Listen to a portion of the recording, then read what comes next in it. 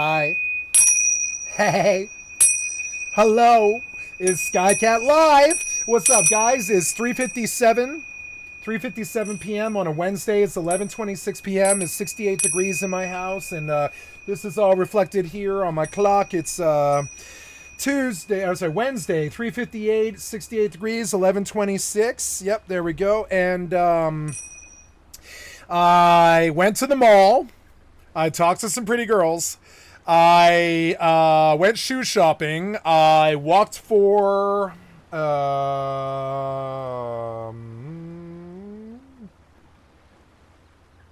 on. Our graders went. Ella wants to play our graders, but I'm Stop. I am trying to. There we go. So today I walked.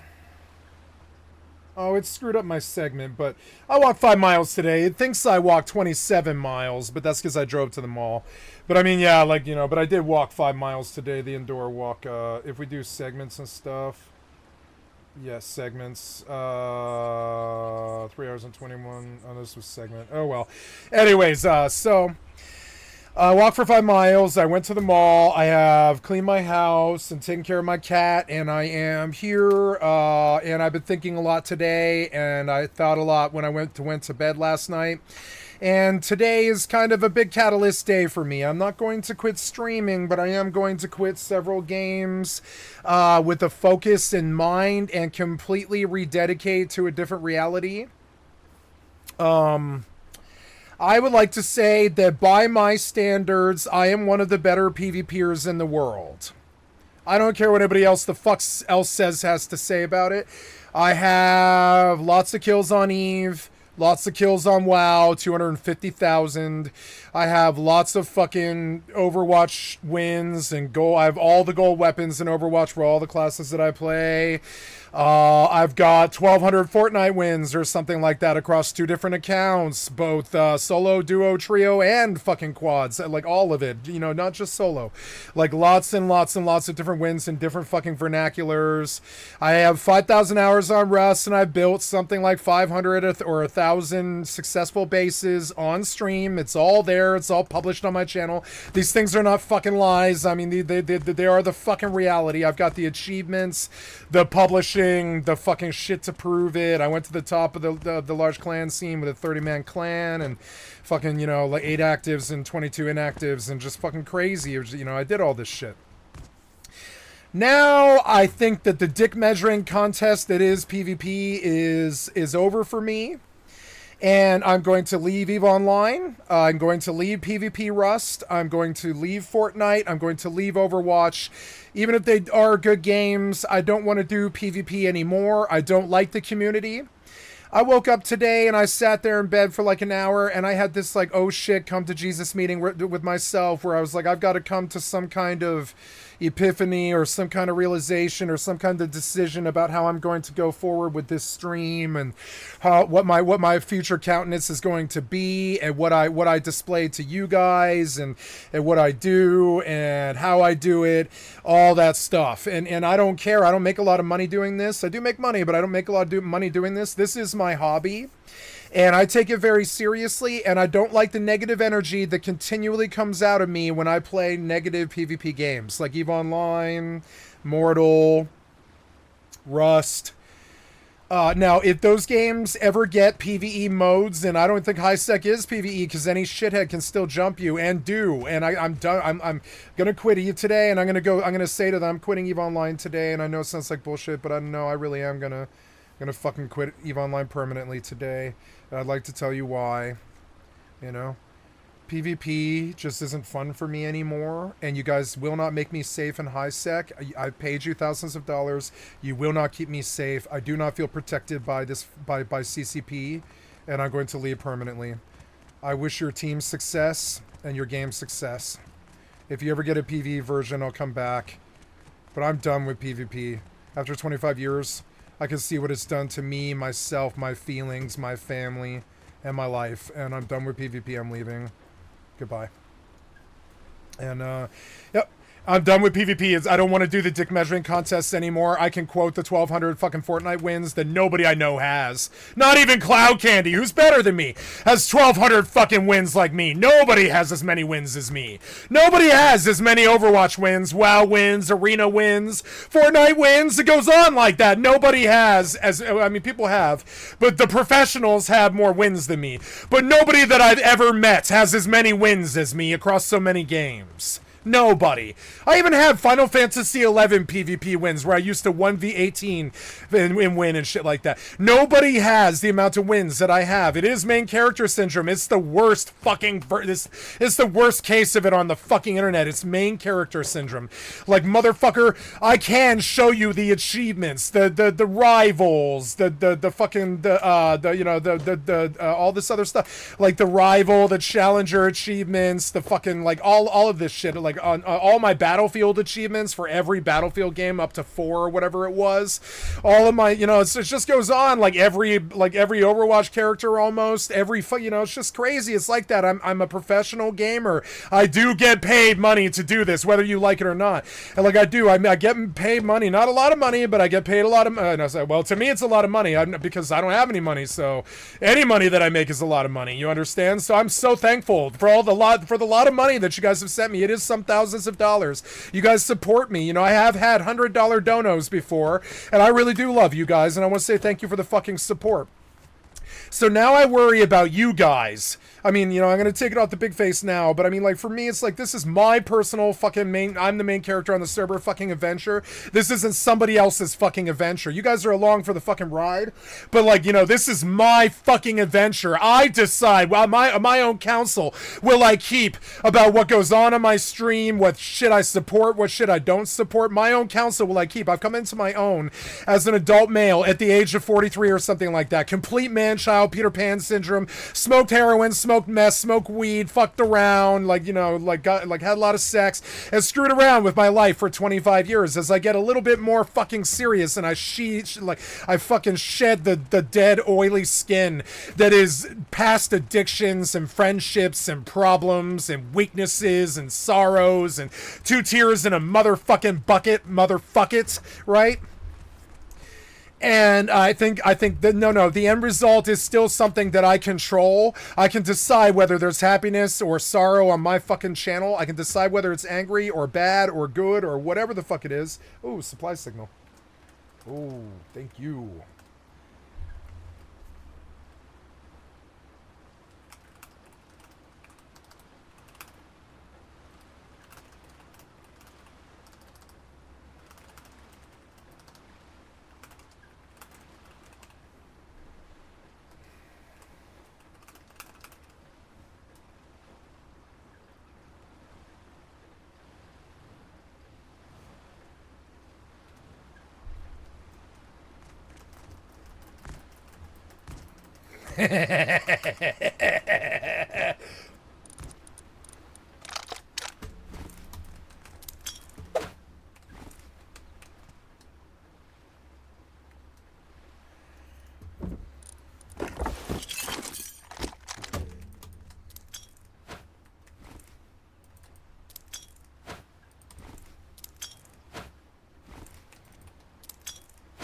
So annoying. Anyways, so I'm done with EVE Online. I'm done with Overwatch. I'm done with Fortnite. I'm done with these fucking games. I'm good at these games. I have thousands of wins. I'm even good at card games. I've won so many Friday Night Magics. It's on my fucking sign-in code. I have hundreds of Friday Night Magic wins. I'm good at PvP. I don't care what anybody the fuck else says. If somebody was like, oh, you gotta fight Ninja, I'd be like, okay. Because I'm not afraid of fucking Ninja. I'm not afraid of Ninja. I know that he would probably beat me, but I'm not afraid of fucking Ninja. I'd give him a good run. You know what I'm saying? I don't press W like him. I'm gonna force him to commit.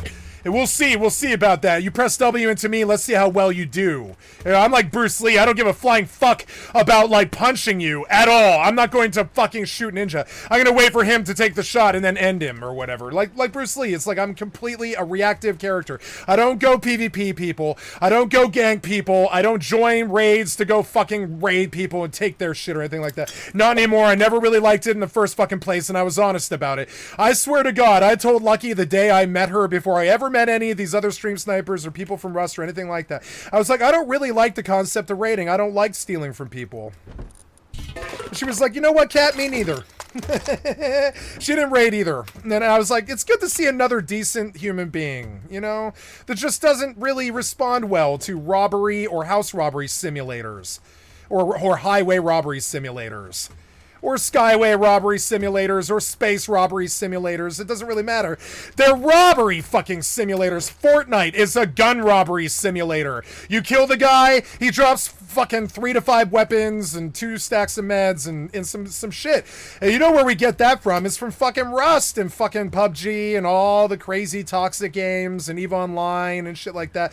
Non-consensual PvP. It's why I loved Fortnite. Everybody kept asking me, why do you love Fortnite so much? And I would give them the honest answer, because when you kill somebody, they drop everything they have. It's a full loot drop game that completely skated under the wire of toxicity and still does. It's still like the least toxic game that I've ever played. You can't, I mean, there's cheaters, and up at the top echelons there's toxicity. But I mean, like, if you're just playing the game on a Saturday night to have fun, like once or twice a month, Fortnite is not toxic in any fucking way or form. It's just not. It's actually quite the opposite. It wraps its loving, entertaining arms around you and disappears your mind for half an hour while you focus on being on the island, and it's just wonderful. There's no stress or bullshit or robbery or rape or weird sex or sexual assault or fucking, you know, Epstein's or Trumps or anything like this. There's no weirdos or shitheads. It's just Fortnite, you know. Maybe the guy's a shithead and he tosses a grenade over a wall at you or something, but overall it's like, you know, like, it's not really that bad. You know, and so, but even then, I'm at this point now where it's like I graduated. I'm done with the EVE Online community. I'm done with the Mortal community. I'm done with the Rust community. I'm done with the Fortnite community. I'm scrubbing these games off my fucking list. I've said this before, but I've not had the conviction. I did not feel I had the fucking inner strength to do it. I do have the inner strength to do it. I've conquered heroin. I have conquered methamphetamine. I've conquered fucking like greed and power games and all types of crazy shit when I was a crazy kingpin drug dealer. I was running with strippers and fucking prostitutes and shit like this. There was nothing I couldn't have. It was insane. And I understood that I'm just not like this. I don't do angst anymore. I do angst and anger and fear and loathing and shit like this because I don't like the world that the shitheads built and the things that they've done to it. I don't really like it. You know, it's shitty. It was a lot better like 10 years ago or whatever. It was like a lot fucking better like 15 years ago. We didn't live in fear. We didn't have COVID. We didn't have fucking, you know, we didn't have like poverty or whatever, or affordability or whatever nice word you're coaching. You stole all our money in. Whatever word you're using to disguise the fact that rich people stole all our money and stuffed it in their bank accounts and are just letting it fucking gather interest while they die of old age. Nobody fucking mentions it. But it is the fucking reality. I don't like the real world that they fucking built as Trump fucks us all to death. The Republicans fuck us all to death, condemn us to more wars and problems and poverty and shit like this. Our inner city kids are dying. There's drug problems and all this other stupid ass shit. And I see all these problems in the real world. I come to the fucking video games to escape. I have an ego like every other motherfucker on the planet. I have an ego. I care about how I do. I like it when I win. I don't like losses. I have a fucking ego. I was not a bad winner or a bad loser when I was a child, but I'm a bad winner and a bad loser now because particularly my ego is completely mired up in it.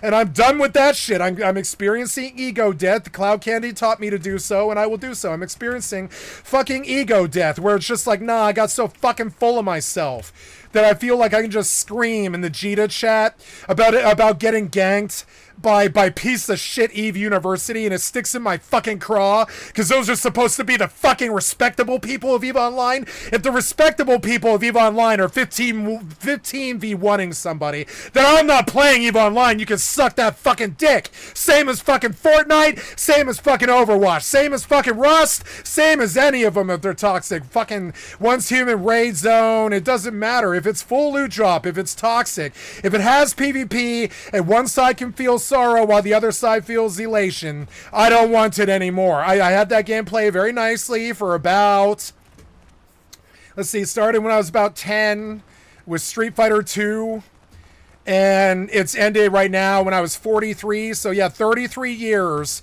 of trying to beat people at Street Fighter, trying to beat people at Mortal Kombat, trying to beat people at Soul Calibur, trying to beat people at Mario Brothers, Mario Kart, fucking Melee, Smash Brothers on the 64, whatever version that was called. The original Smash Brothers on the fucking 64.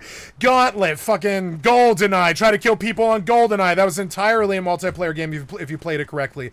Like fucking Time Splitters. It goes on from there. Fucking, you know, still playing Street Fighter 2 Turbo Championship Edition all my life, or whatever the fuck. I'm still playing some version of Mortal Kombat 3 or Mortal Kombat 4, one or the other. Still playing fucking these games. Still playing some version of Counter-Strike. I don't play Counter-Strike anymore because I played so much 1.6 that I know what it is, and I will not subject myself to the fucking living hell that is an opera wasteland that is Counter-Strike. I just won't do it. I'm not that fucking stupid. I won't do Counter-Strike ever the fuck again. The PvP games, they've been fucking up pretty bad, and it's weird because they're in the top 10. All of them are in. All these top 10 are like full loot drop or zero sum games like Dota, where one team leaves, one team doesn't. And it's just kind of crazy. It is like full. It's like, to me, it's like zero sum games where there's a clear winner and a clear loser. I don't want that fucking battle anymore. It signifies nothing. The toxicity signifies fucking nothing. The anger that it engenders in me has me blocking 50 or 100 nerds a day. I'm not interested in what they fucking have to say. I don't like them. And that rage has nothing to do with them. It has to do with the PvP community fucking being toxic. And I will testify here. When I'm 90, I will value that I testified here. When I watch my own shit on my own YouTube channel when I'm 90 or whatever, I'm gonna be like, wow, I was really, really right back then. I was really right, and I'm glad that I did this. And everybody else probably hated me for this or thought I was a loser or trolled me on Reddit or something like this. Nah, man, I'm fucking done with the toxicity. You know what I kind of noticed? I noticed that truly successful streamers like Asmongold or XQC or fucking Pokemon or whatever, they don't play games anymore. You want to know why? Because the community fucking choked those games to fucking death like the Republicans choked our country to death. It's like the you know, today on NPR, I heard that in Australia, I'm sorry, not Australia, Italy.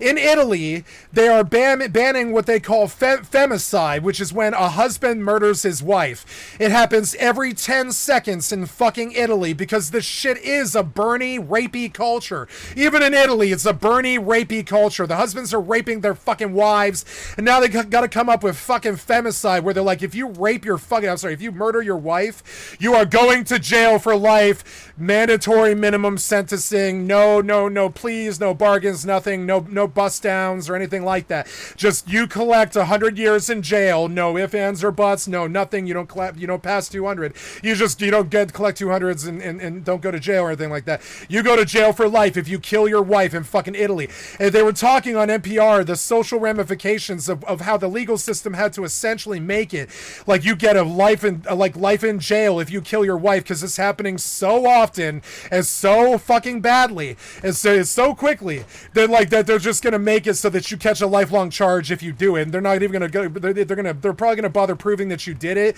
but they're not gonna worry about sentencing or listening to you or anything like that. They're just gonna throw you in jail for your fucking life for fucking femicide.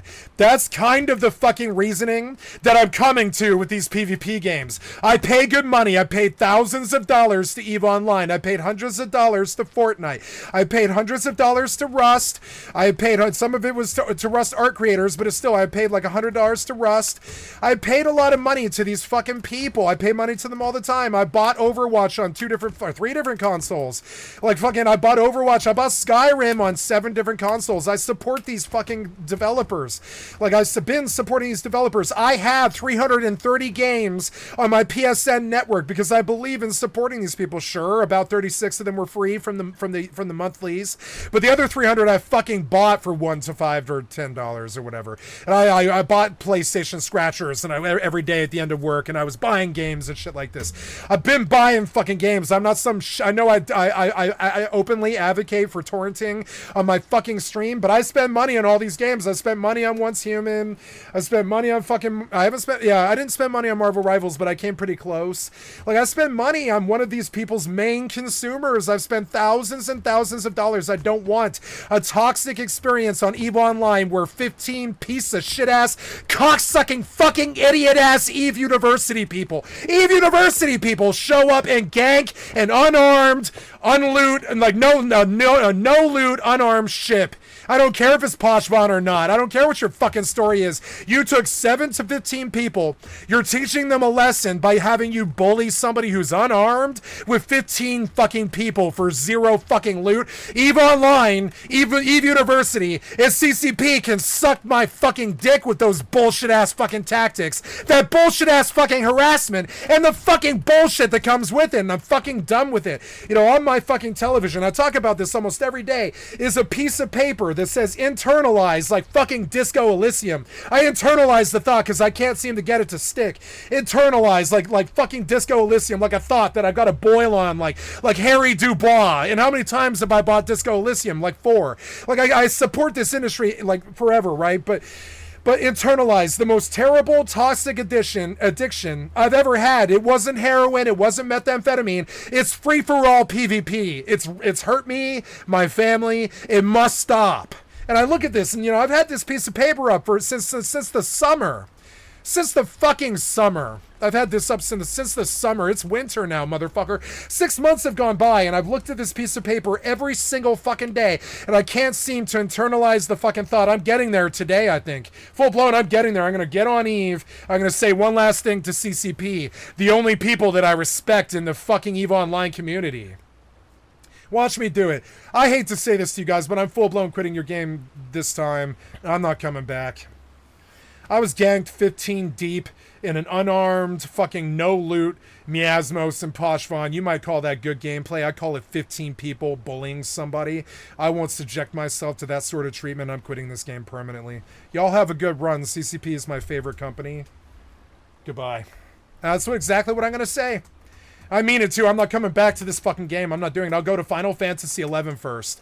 I'll go to 11. I'll go to old school RuneScape or World of Warcraft and play piece of shit old games from 20 years ago before I'll fucking deal with this piece of shit game from 20 years ago where I get embarrassed in public by 15 EVE University piece of shit efforts. Fuck them. Fuck their fucking devs. Fuck their fucking community. And fuck their fucking non-consensual PvP. I'm not doing it anymore. Not anymore. It's done. It's time to make some changes. Let's change the way we eat. Let's change the way we play. Let's change the people that we have around us and the problems that we surround ourselves with. You see, the old way wasn't working, and it's on us to, you know, to quote Tupac Shakur, it's on us to do what we have to do to survive. I can't survive as somebody making this their full-time career and hobby and lifeblood and like everything that they do is about this or whatever. I made this like Mickey Mantle loves baseball. I made video games and streaming like the way that Mickey Mantle loves baseball or Babe Ruth loves baseball or slugging one out of the fucking park. I can relate to Babe Ruth and Mickey Mantle. They really love the goddamn game like I do. These pieces of shit who make me feel negative and shitty all the fucking time, every single fucking day, they can suck a dick and play with themselves. They can suck it. It's, every time I leave a game, it dies too. You want to see the fucking proof? I leave these games and they fucking die. I left Rust and the population died down from 660 to 90K in the space of a year. And that's not because of me directly. It's because of people like me that are just feeling that toxicity and what it does to their life and leaving. You know what I'm saying? So now we go back to the Steam game and player statistics. I'm fucking pissed about it too. This is the devs fucking up.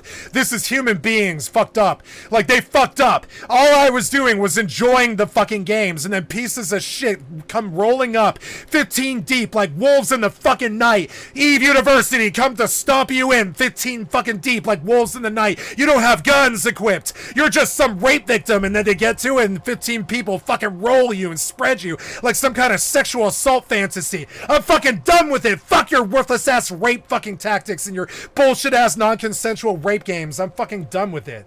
Fucking done with it. That's not PvP. I have PvP fucking history. I have good kills. I've got hundreds of thousands of good kills. A lot of them I publish that have nothing to do with 15v1s. Nothing to do with bullshit ass PvP like losers who roll like that. I don't fuck with 5v1s. I don't do it either way. I don't do it as the target, and I don't do it as the five people either. I don't fuck with 5v1s. I don't fuck with 3v1s unless the game wants me to. I don't fuck with them like so I keep thinking Psycho Frontier when I hear Arc Raiders, because they're like the same game. But I mean, like, overall, it's like, you know, but like Arc Raiders is an example of this. I love Arc Raiders, great game. But the problem is, constantly I have to like 1v3 or 3v1. I don't like 3v1s. They're unfair by nature. They're just, and that's what modern PvP is. Suck my fucking dick, PvP. I'm not doing it anymore. I'm not doing your fucking games anymore. Arc Raiders has already dropped to half the pop it was week 1 or whatever. Battlefield 6 is dropping down. Like, they usually pull 700, they're at 200. Your fucking PvP is fucking worthless, and I don't want it anymore. Why is Marvel Rivals in the top 10? It's because you guys all watch crappy Marvel films and waste your fucking time all the time. Rust has dropped down to 69,000. We've seen this number before. It's what New World pulls on their best day. Right? We've seen this number before because the toxicity is real on this fucking game. It lives and puts swastika signs on your front lawn. It sucks so much dick that it killed the fucking game. 69,000. Jesus Christ. And my favorite game is fucking dying. And we all know what that does to my fucking temperament, you know? And so, no, I could have just not liked this game, or just stuck on PvE Rust, like I'm sticking on PvE Once Human or whatever, and had a good time. But no, I had to be a sadist.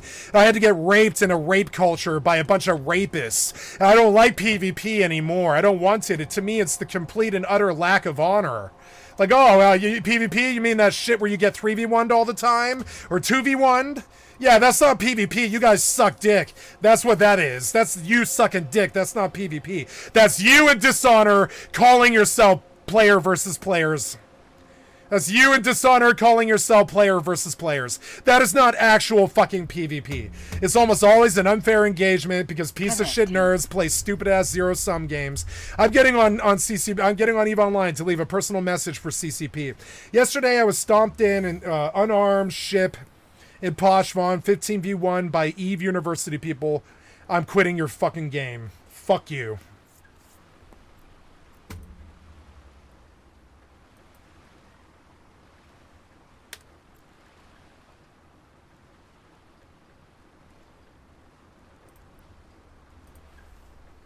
I'm quitting. Bye.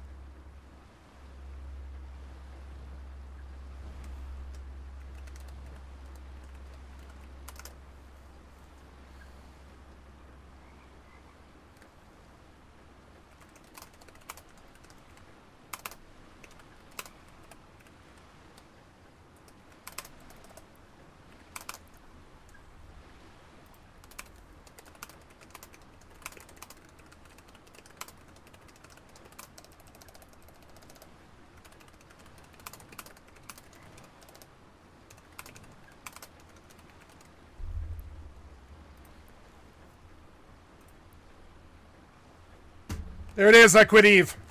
You think I'm kidding? No. I'm quitting these fucking games. It's a political statement for me. I will not do bully culture willingly any longer. It's not fucking happening. But all you the bully culture games? No, I'm not doing bully culture. You can suck my dick. Nope. Listen to how I talk after being exposed to bully culture games for 30 years. And fucking street culture. Fuck that. I'm done with the ghettos in the mind. I'm done with ghettos in video games. I'm not doing your piece of shit PvP culture anymore. You can suck a fucking dick. And this goes for the stream sniper too. What are you gonna do when I don't ever play another PvP game? Who are you gonna kick? Who are you gonna have to kick around anymore? You fucking F it.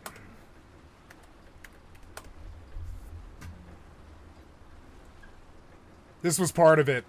Toxicity for 4 fucking years. That was part of it too. My stream doesn't end. I will only get stronger from this. I'm perfect as it is. I don't need any of their money or their support or anything like that. I'm doing just fine. And like I don't need their fucking support. So I don't care if I have it or not. And it's a beautiful fucking thing. I can say what I want. I can do what I want. I'm not gonna play shitty ass PvP games where I get treated like garbage, even though I pay them good money and they live in a nice house in the hills and shit like this. I'm not gonna pay them so they can fucking abuse me.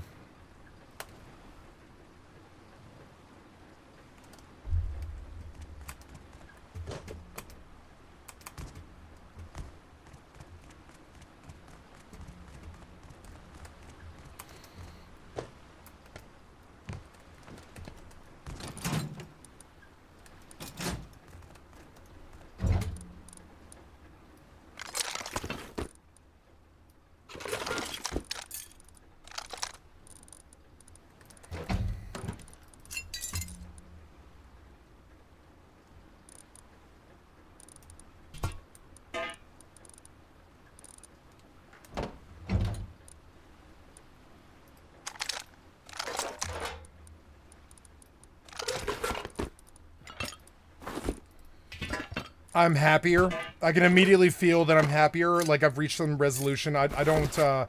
I will not support PvP anymore, not in its current form. And they're going to have to do a lot to bring me back to it. They're going to have to do a lot. All their games are going to die. Fortnite, Rivals, Arc Raiders, Rust. All these games, all these piece of shit PvP games, they can all suck each other's dick. It's a bunch of loser-ass men that are trying to get their fucking aggression out by bullying people. And I don't want it in my life anymore. You guys can suck my fucking dick. Look at what it's turned me into. I'm not doing it anymore. This was them. Their culture did this to me. It's turned me into this fucking monster, and I don't want it. I don't want their fucking weird diversity, whatever you want to call it. Their weird, twisted corruption.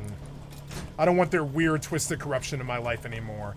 It's very obvious when I deal with these people that they're fucking crazy the minute they open their fucking mouth. It's obvious I'm angry, yeah. It's obvious they're crazy, though. I have my reasons for saying what I say, and I list my reasons. They don't. They're just there to bully somebody.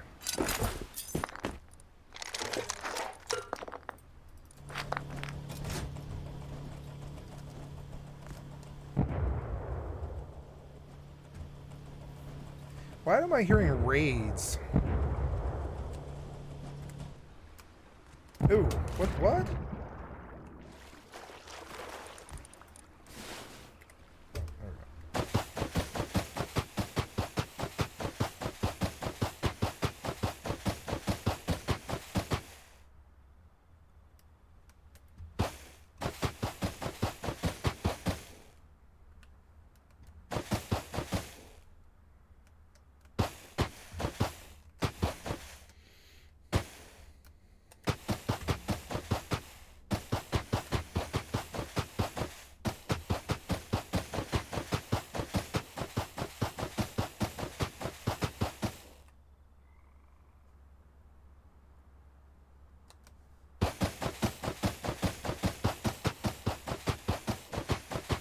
Like, I'm having more fun jetpacking around than the last, like, 4 months of Eve combined.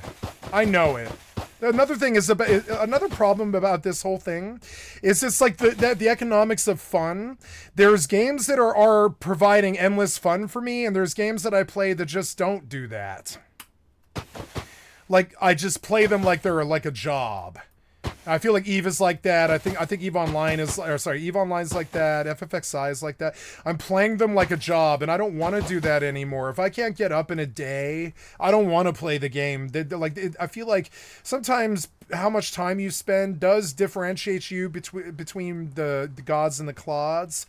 But also, I don't want my time to be the currency in the game anymore.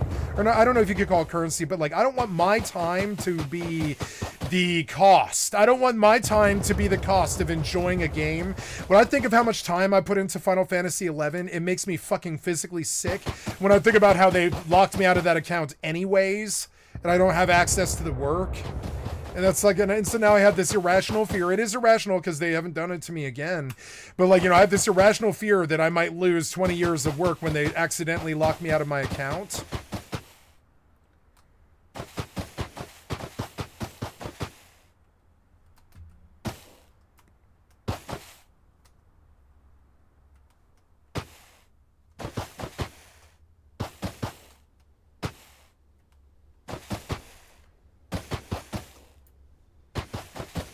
Ooh, I like the Oasis base.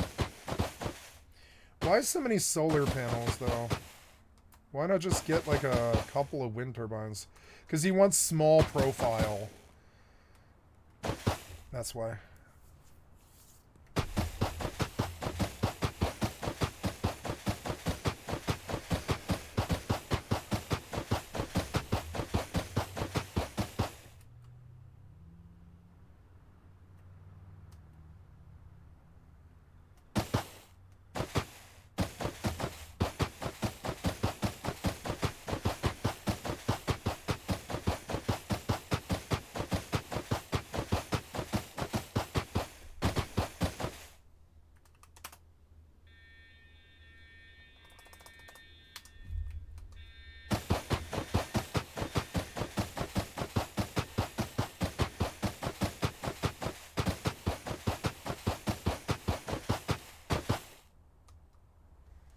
Like, this is just fun. It's a good thing to spend my time on. Starfield's combat is just fun for me, and I don't care what they say about the game.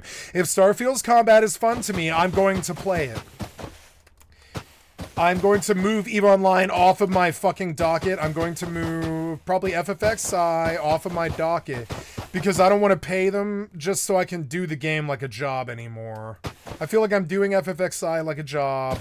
While it does bring me joy to play it, it doesn't do it well enough. It's like this boring, lukewarm thing that I just do all the time, and I'm done with doing that anymore. I think some people are much easily come to that conclusion because they have lesser attention spans, but I'm the guy who, I swear to God, I very rarely go off of a video before the end. I do when I've just lost the mood or I want to do something else or I need the information for something else more or something. But generally, if I put a video on my fucking channel, I watch the entirety of the video from start to end because I do have an attention span. People say that I don't listen, but I think I do. I think that's a false conception. I think I do listen when people talk to me fairly well, too. It's just weird. The people get, like, false assumptions about me because I'm either quiet or I'm not there or something like that. I don't know what it is. But anyways,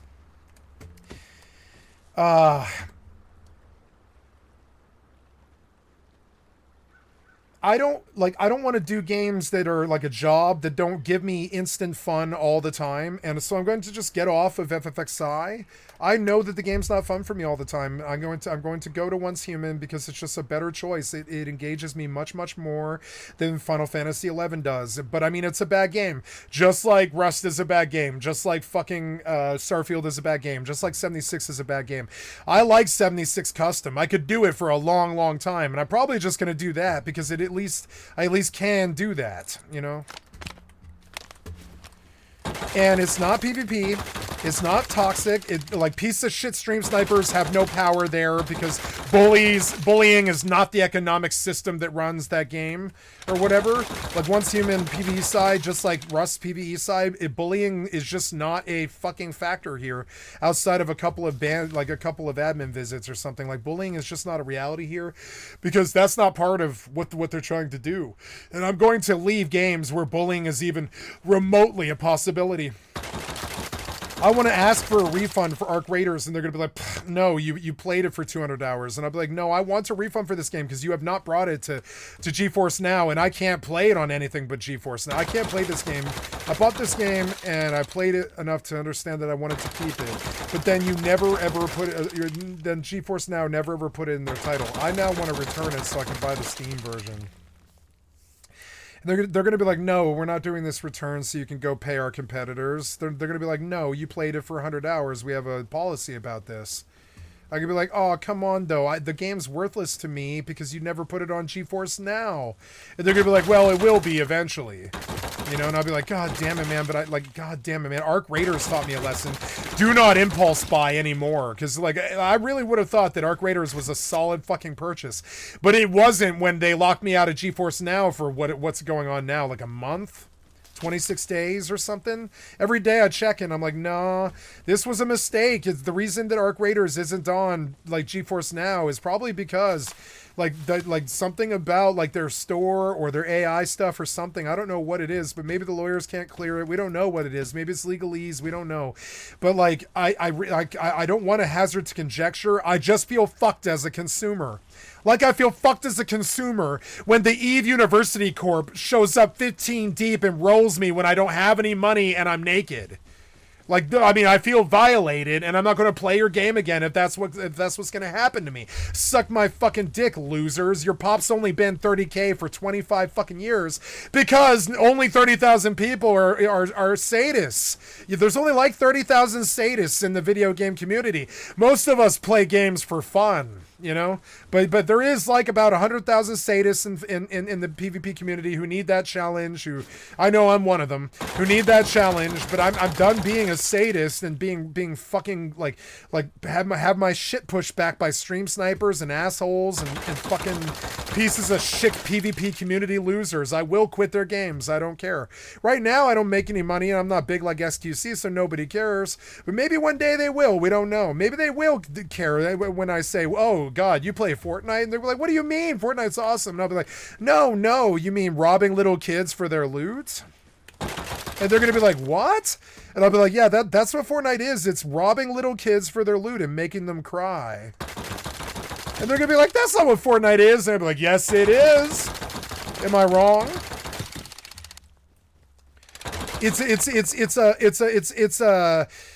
You know, it's stealing candy from Kids Simulator. Just like Rust is House Robbery Simulator. Just like Eve is Spaceships Robbery Simulator. Just like fucking, Counter-Strike is Gun Robbery Simulator. It's just insane. And so, yeah, like Fortnite, yeah, it's a great little game, but I mean, it is stealing candy from Kids Simulator. Like, I got that win yesterday. No, like cold. Like I hadn't played Fortnite since I quit drinking around like 4 weeks before like Halloween or whatever, right? And like I pop into Fortnite and I get a fucking win that I did kill like 10 people for, and like I get in, I get my win, and it wasn't even very much like I don't think I could have lost that match. It felt like it was pretty much given to me, and it's weird. It seems like they're catering to me from a difficulty level, but it's still like I robbed that kid at the end for his crown. And I took his guns from him and I made him have a bad time. And I'm sorry, but yeah, flossing, like remember that shit isn't cool anymore. It is bully culture. It fucking sucks. Like watching Ninja flail Ninja in Times Square. Right? Watching Ninja try to floss in Times Square. It like was the death of PvP for me. You guys remember this? I do. 3, 2, 1. Yeah. Hold up. So now it looks like he's just doing a peacock dance. But I mean, the floss was actually bragging. It was a brag dance. Floss, baby. And we know that bougie, braggy look just isn't that cool anymore. We got no one. Come on, man. I want to see the crowd. Oh my God. Get it going. You got it? You've been working. See, the Fortnite players, they're like open-minded enough to maybe do it. My wife for you. Some of the people are like, I can floss because I'm in good shape, so they do. Everyone floss, let's get it. Come on, baby. Show me what you got. Show me. Just move. No, they're not moving, man, because it's not. First of all, it's fucking freezing. It's New Year's Eve, and yeah, they should floss just to keep warm. You know, the whole crowd should floss, but they're not going to. They're fat Americans. They play video games. They're not going to. I'm sorry. This is one of the things about my community that I really don't like, that I've been trying to change about myself, is the idea that all the gamers are fat, you know? I don't care about fat people at all. I don't care about shaming fat people whatsoever. I don't care about fat people. I don't care that they exist or anything like that. But I do see that there's an unhealthy, toxic element to this crowd. If you got no one, just move. You see it, they're not into it. That's probably because they're freezing balls. You know, it's really cold. But I mean, besides that, even if it was a warm, sunny day, I'm not sure they would have flossed, because this PvP toxicity isn't that cool to them anymore. I want to see some movement. Nah, this was PvP toxicity turned into some kind of like braggadocio dance, and I'm sorry, you did fall flat with it, and you should have. And this is true of the PvP community too. That those game developers, they're falling flat now because they can't seem to provide a non-toxic experience. Their solution to it is to reduce the difficulty, add more bots, and put you with a lower SR. But I mean, honestly, I think they could just change the rules of the game. Like, instead of you dropping your loot and some dude flossing on your dead corpse for the fucking first place win or whatever, maybe you just get kicked back for 15 seconds, and then you're back at the start of at the outset of the island, or whatever, and then you're back in the action like 2.5-3 minutes later, and you're no longer anywhere near the dude who shut you out, but you still have your guns and you're still contending. And that's a much better way to deal with bully mechanics in a PvP game that children play. And we know this from people like Roblox and shit like this that are dealing with community issues like this. We know what happens. And so, you know, there is better ways to do this, but the developers don't, because they know that they'll lose their adult fucking paying constituency if they change anything. They don't change anything, but I would like them to change the toxicity and get rid of it entirely. I want to work with people to beat the Lich King. I don't want to work against people to win the arena. Does that make sense? I think it would. Make love, not Warcraft, is what South Park labeled their episode about WoW. Their message was better. I'm not seeing enough movement. No, I'm not seeing enough movement because it's toxic. Because it's toxic. He didn't know why. He didn't know. Oh my God. He's like, oh my God. Yeah, sorry, buddy. Yeah, you bombed with this one, and I'm sorry. Because it is toxic a little bit. It's toxic, you know? You know where toxicity in video games leads to? People forget this happened.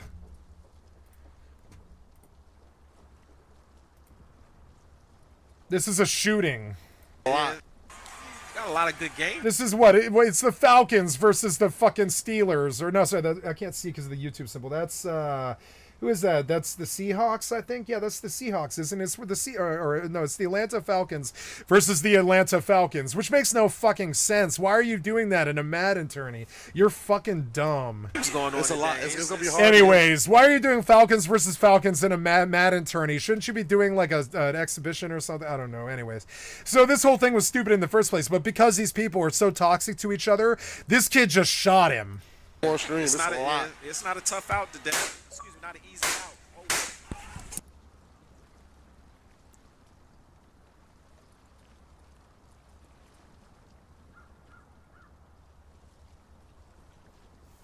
Like, look at this shit. Hawk to a Girl only has 9 viewers left. Okay, who cares? Like, you're exalting in the destruction of somebody's career. You're a bullshit ass attack artist, and you're no good, you know. And I don't want you recommending that channel anymore, Jamari or whatever. Yeah, I don't want you to recommend this channel. So the last time we caught up with the no, I want a thumbs down. Don't recommend this. Don't recommend this. It's toxic. Go back. Got a lot of good games going on. It's a lot. It's gonna be hard to get them on stream. They really seem to want me to know how Hawk to a Girl lost her empire or something. I don't fucking care. I'm terribly sorry. It's toxic that you even care. She'll say the same thing. I know, too. That's the worst part about it. It's main character syndrome. I know it is. But, I mean, the problem is she kind of was the main character of the fucking server there for a bit. And she has main character syndrome now, and she thinks that you're canceling her because you are. You kind of are. I don't care what Hawk Tua girl does. She was just some rando on a fucking meme. I don't care what she does. If she Bitcoin fleeced people, congratulations. Welcome to the world. But Donald Trump did that to us the day before the election. Donald Trump fucking Bitcoin fleeced us. I don't care what the Hawk Tua girl does. The world is full of crime. That's an issue for the police. It's not an issue for me. So I was going to try to have a live... I'm not going to cancel her or care what she does. I'm just going to forget she exists like a normal person. Friendly, hey, welcome to the Philip DeFranco show. There we go. Sorry, I know that you really seem to want to make your dollar off attacking somebody else, you know? Reoccurring theme.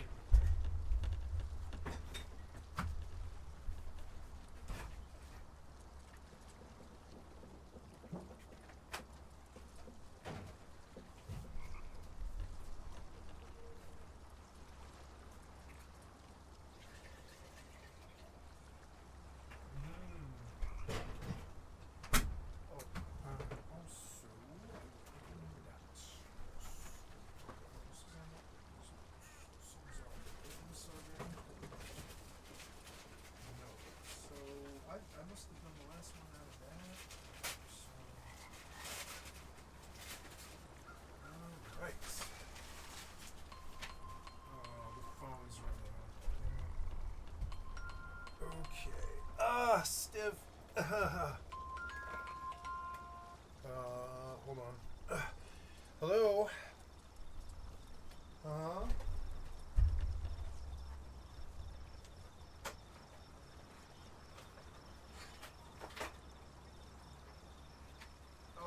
is tomorrow Thanksgiving? I thought that was the 28th.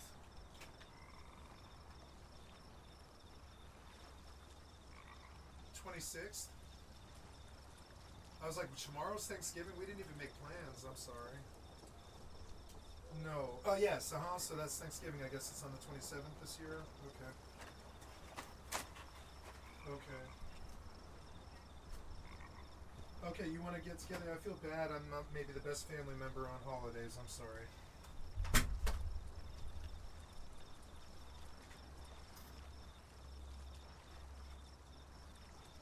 you want me to drive? It's late. Sure. Okay. Okay. All right.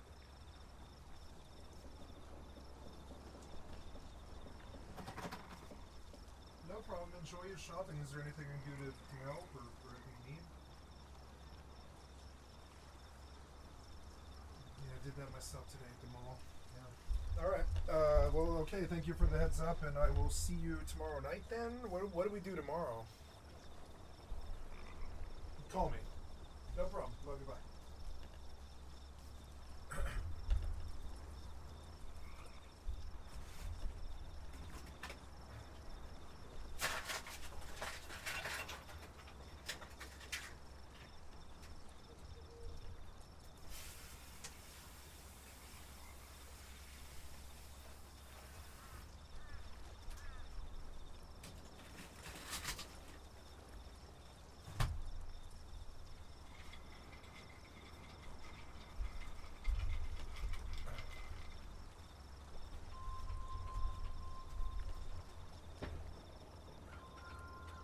Hello? Hey.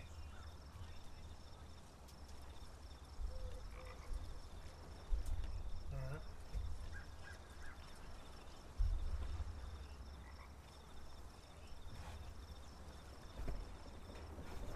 Oh, okay.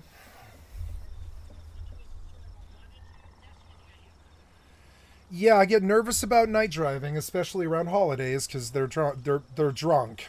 They're drunk. To be honest, I saw it today. You know, so yeah.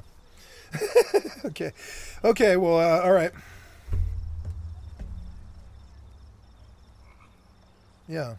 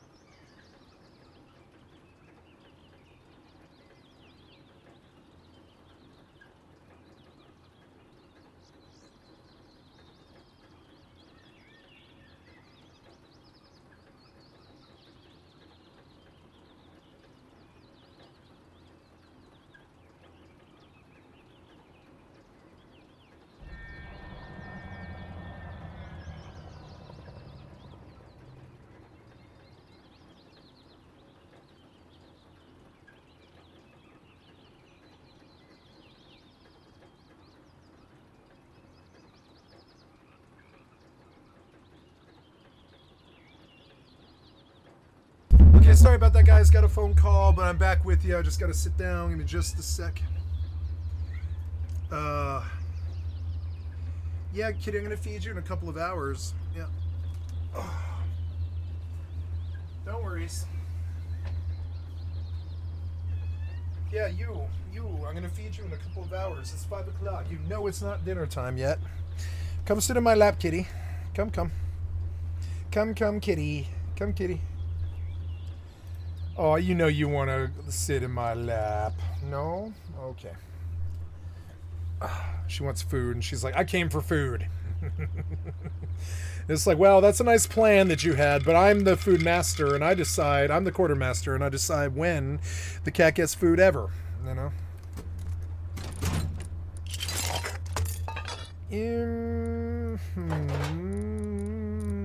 Don't want to do rockets for whatever reason. I'm sort of nervous to do those. Do I have a... Yeah, I have a chainsaw, but let's switch out. Chainsaw, bullets, impact shields, or whatever the fuck those things are. Gotta get into Once Human. What do you mean install? What do you mean install? What do you mean install? What do you mean install? What do you mean install? Oh my god. I don't know, guys. I might actually go back to Once Human on GeForce Now if you're going to constantly uninstall this all the time.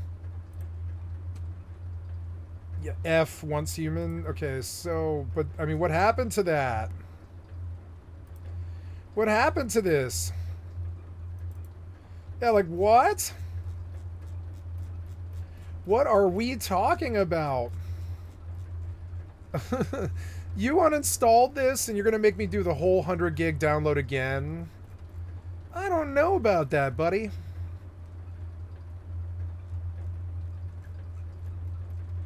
Yeah, maybe we close this and run the launcher from this.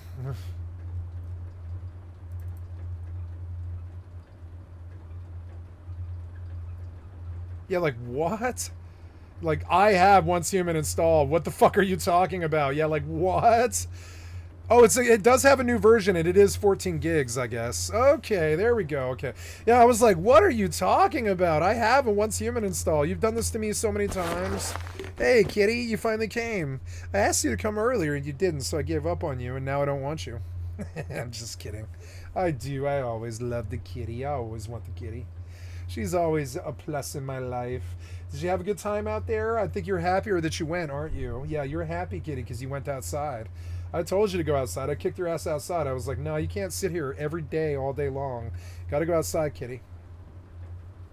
Usually you're like, I gotta be outside. I gotta be outside. But in the winter, she's like, no, I don't want to go. I don't want to go. It's cold. And it's like, you have to go. You get stir crazy if you don't. Yeah, you get stir crazy, kitty. You get stir crazy if you don't go outside, kitty. Yeah. And we talk about it on my channel. Yeah, you get stir crazy, kitty. And you're like, I resent you because you're trapping me here. And it's like, I didn't trap you here. God trapped you here. Yeah, you. Yeah, you. Yeah, you. Yeah, you. Talk about you. Yeah, we are referring to the kitty. Yes. The sissy. We are talking about sissy here.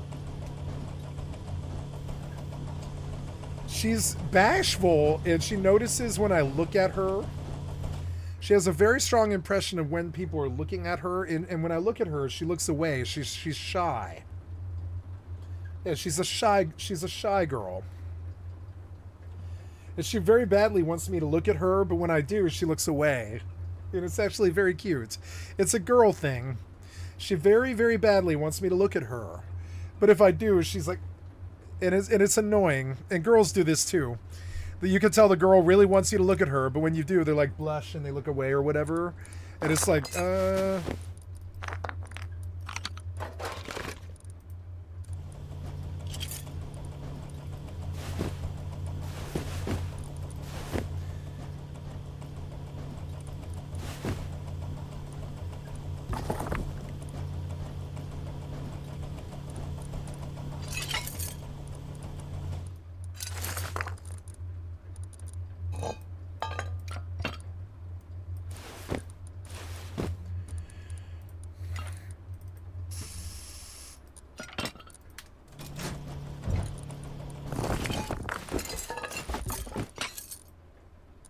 I'm gonna keep the signals on my bar, and I really don't need bandages with all those meds. What the fuck was that? Oh, yeah, I was like, didn't I see something? Yeah, I did. I saw... Was that a patrol heli? No, that's a drone. That was a drone. So... There's no show tomorrow. What else? So yeah, patching once human. It's getting to be about done. I guess I should run loading bay from the file in the future. And I guess I could play FFXI, but I'm done with FFXI. I felt a lot better when I stopped playing it. I think I'm going to stop playing FFXI. I think it's toxic too. And the respect that it's like my childhood game and it can never be what I want. I can't make it any more than it is. I can't make it any more than it already is. I love FFXI and it's hard for me to quit. But they won't remaster. They will not give it the service it needs. As Guild Wars 1 gets a remaster before FFXI does. What is cultic? Cultic.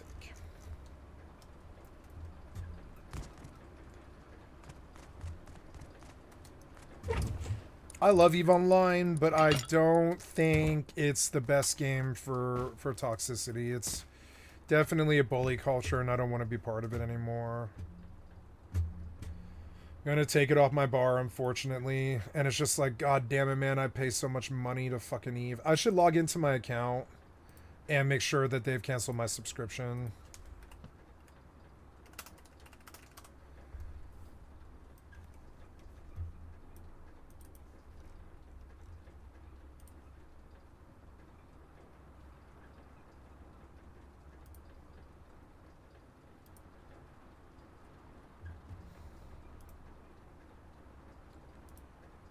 No.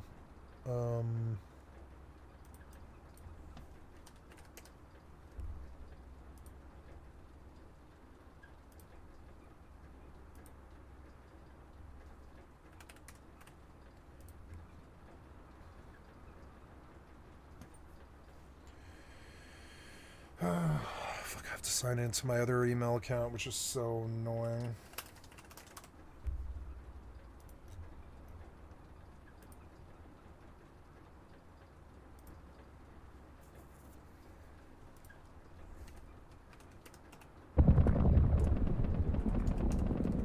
Wait, what the hell? What the fuck was that?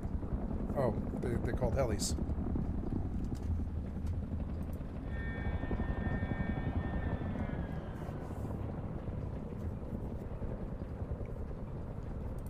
Just logging in. Give me just a second.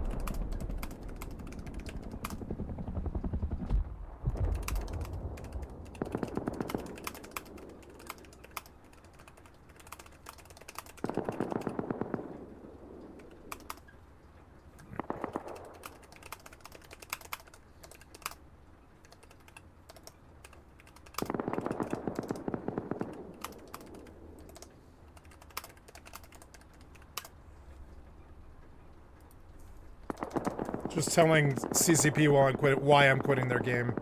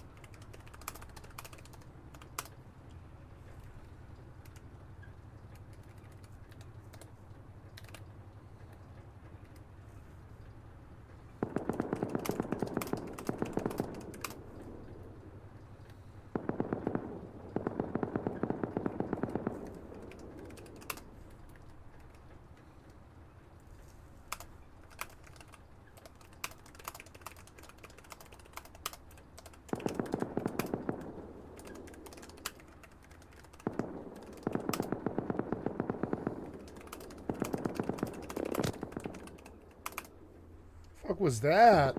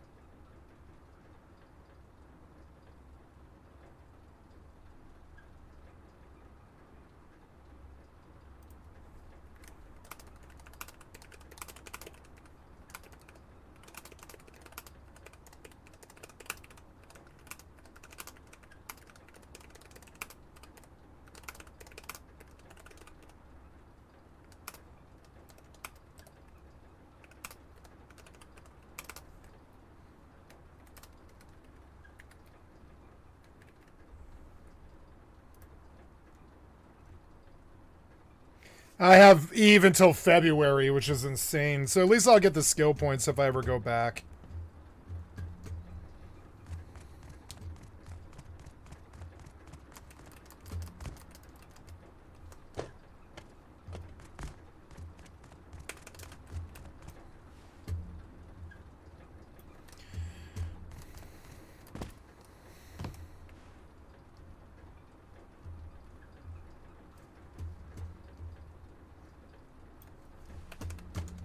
Okay, quitting Eve. Gonna quit PvP Rust and PvP Once Human. I'm not doing PvP anymore. It's PvP that's really got me down. I don't want to do it anymore. I'm not vying with other piece of shit human beings. I'm an ex-heroin addict. I'm slow. I have brain damage. I bit the concrete with my fucking head. You know, slammed my head into the concrete going 40 miles an hour. And I've got, you know, I experienced 30% hearing loss in my left ear and shit like this. I experienced a concussion. I'm brain rotted. I'm fucking stupid. I'm ex-junkie, ex-everything. And I'm slow. And I just can't contend with you little cracky kids.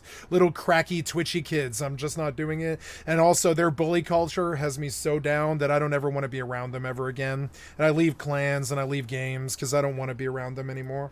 You know, a happy Thanksgiving. But now, horrifyingly, we're getting the breaking news that 2 members of the National Guard were shot near the White House. You know, with this being breaking news, there's some conflicting reporting right now. Earlier, you had the governor of West Virginia saying that the troops were from the state's National Guard and that they were dead. But then he also followed that up, saying we are now receiving conflicting reports. Oops. About the condition of our 2 Guard members, and we'll provide additional updates once we receive more complete information. And so right now, there's a lot of back and forth reporting here. And with that in mind, you had local police saying 1 suspect who has reportedly been shot as well is in custody, and the AP saying that this individual's injuries appear not to be life-threatening. Also, as far as the shooter, you had Trump calling them an animal and saying that they will pay a steep price, and adding, God bless our great National Guard and all our military and law enforcement. These are truly great people. Right, and with this happening where it did, you had the White House being put under red alert, signifying a potential threat to life, but that has been downgraded to just a high-risk alert. Also, you now have DC police saying that the scene has been secured. And now, as you know, we wait for more information. The broader context here is that you also still have more than 2,000 National Guard troops deployed throughout Washington, D.C. And it was actually only just last week that you had a judge ruling that this deployment was illegal, and the order blocking it set to go into effect on... All right, you'll come back on your terms. On December 11th. Right? And so with all this, one of the things we're already seeing is that it's being politicized by people on the right, blaming Democrats for speaking out against National Guard deployments in American cities. And with that, you had some specifically calling out the lawmakers. Fuck National Guard deployments in my cities. Americans haven't done anything to you shithead right-wingers. Stop targeting us. Suck my dick, right-wing fascists, cock-sucking losers. Suck my dick and get your fucking National Guard out of my cities. Americans have done nothing to you, you fucking backstabbing, fucking traitors. Mexicans have done nothing to you. Next up today, let's talk about Donald Trump's mental fitness. Right, in part because the it's about zero mental fitness for office. Zero. That was the apparent tit for tat started by an article that the paper published yesterday titled "Shorter Days: Signs of Fatigue. Trump Faces Realities of Aging in Office." The piece was written by Katie Rogers and Dylan Friedman, and it said, "You mean 5 years ago he experienced that? Now you're just on some hashtag speech thing." Is full of partisan red meat. Mr. Trump can project round-the-clock energy, virility, and physical stamina. But then adding, the reality is more complicated. Mr. Trump, 79, is the oldest person to be elected to the presidency, and he is aging. With the men analyzing his schedule, noting that he has fewer public events than he did in his first term. Right, also noting that he has a shorter public working window, with most appearances only occurring between noon and 5 p.m. And it also said, when he is in public, occasionally his battery shows signs of wear. During an Oval Office event, Trump sat behind his desk for about 20 minutes as executives standing around him talked about weight loss drugs. At one point, Mr. Trump's eyelids drooped until his eyes were almost closed, and he appeared to doze on and off for several seconds. It then also detailed other instances where his age showed, like when he said that he got an MRI and he didn't even know what was being analyzed. They also pointed to more general trends, like his meandering speeches and newfound obsession with the afterlife, as well as just general concerns about his health. The as far as afterlife. Trump, he wasn't a fan of the article. And so in order to combat a report laying out concerns about his mental state, he then went on a nearly 300-word Truth Social rant insulting the journalists behind it, saying the creeps at the failing New York Times are at it again. He then repeated his talking points, claiming he's solving wars and saving the creeps economy. are at it again. He added, to do this requires a lot of work and energy, and I have never worked so hard in my life. Yet despite all of this, the radical left lunatics in the soon-to-fold New York Times did a hit piece on me that our country is not respected all over the world, no. Perhaps losing my energy, despite facts that show the exact opposite. They know this is wrong, as is almost everything they write about me. This cheap rag is truly an enemy of the people. The writer of the story, Katie Rogers, who is assigned to write only bad things about me, is a third-rate reporter who is ugly, both inside and out. There will be a day when I run low on energy. It happens to everyone. But with a perfect physical exam and a comprehensive cognitive test that was ace just recently taken, it certainly is not now. And this rant then took off with tons of people going, what the hell? Also, you had a group of people kind of outraged that they called the reporter ugly. Right, noting that it comes not long after he already called a female reporter a piggy just for asking a question about Epstein. And so because of that, and for other reasons, you had tons of people defending Katie Rogers, including the New York Times itself, with a spokesperson releasing a statement saying, the Times reporting is accurate. I mean, it's a bully talking shit about women. That's what the right wing is. Fucking piece of shit, cocksucker, worthless ass bullies. Am I wrong? Nope. Built on first. Yeah, when they get old and senile, their real dinosaur diaper dong comes out and they talk shit about piggies or whatever. And reporting of the facts. Or whatever shit they said.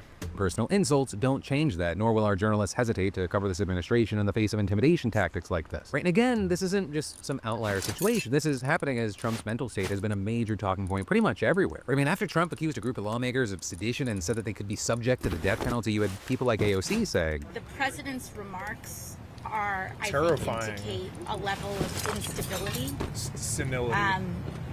It's not just shocking, it's not just offensive, it's bizarre, it is erratic, it's volatile, and I think it indicates a mental state that we should all be questioning right now, whether that's emotional, mental, what have you. And then earlier this month, you had Trump's niece, Mary Trump, who's a clinical psychologist, comparing Trump to his father, who had Alzheimer's. There are times I look at him and I see my grandfather. I see that same look of confusion. I see that he does not always seem to be oriented to time and place. His short-term memory seems to be deteriorating. You know, well, obviously she's not actually diagnosing him with anything, nor has a doctor officially diagnosed him with this kind of decline. She is far from the first person to speculate. But I mean, one of Gavin Newsom's primary attacks on Trump is his mental fitness. He even recently suggested that Trump has dementia and previously said he's incapable of even a train of thought. You know, this is a conversation that has left political circles. I mean, you're even seeing it pop up on things like Shane Gillis's podcast. Do you think he's getting dementia? Oh, show me a smile, kitty. I mean, I don't know. Taking pictures of my I kitty. don't know. He just seems a little slower than usual, but he's definitely not. He's not at Pine Brains yet. No, not yet. But he's circling the drain. Yeah, because Quiet Piggy was crazy. Also, general polling showing growing concerns about Trump's age, with 49% of Americans thinking that he's just too old to be president, which is up from 43% when he first took office. And so we wait to see how things continue, or depending on how you look at it, decline. I really would love to know your thoughts, opinions, and reactions to what we're seeing here. But then, next up today, we've got to talk about how a Campbell's exec allegedly went on a completely unhinged tirade about poor people, 3D printed meat, and Indian employees. Especially because apparently the guy who recorded it says he was fired for reporting it. So the employee in question is a man by the name of Robert Garza, who has worked as a cybersecurity analyst for the company. And Garza says that this recording was from a meeting that he had at a restaurant last November with Martin Bali. Martin Bali is a vice president and chief information security officer at Campbell's. And specifically, Garza claims that he was expecting to just discuss his salary in this meeting with Bali, but instead, the executive launches into a lengthy rant that Garza secretly recorded. And in this hour-long recording, which Garza's lawyer sent to numerous outlets, the speaker, who Garza says is Bali, can be heard making a number of problematic comments about Campbell's products and customers. If you look at our pantry, we have for poor people. We have shit for fucking poor people. Yeah, I would say Campbell's is for poor people, I would say, yeah. Right? We have that's for poor people. Yeah, poor people. I love Campbell's soup. I'm poor and I buy Campbell's soup.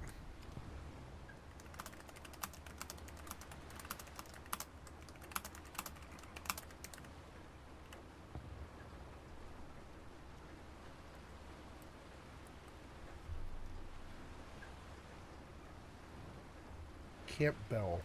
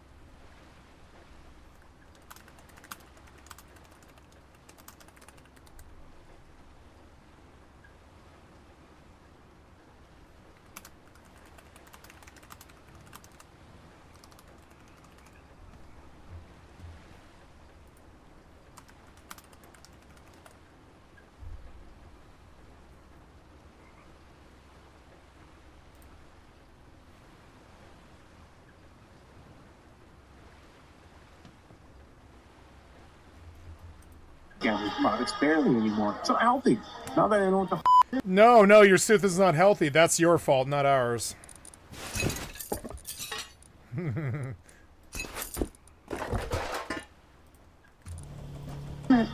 in a can of soup, I look at it, look at me, bioengineered meat. Ugh. I don't want to eat a piece of chicken that came from a 3D printer. You? Then also, beyond that, another standout from the lengthy rant were these comments about Indian employees. Oh, no. They couldn't think for the other, you dumb.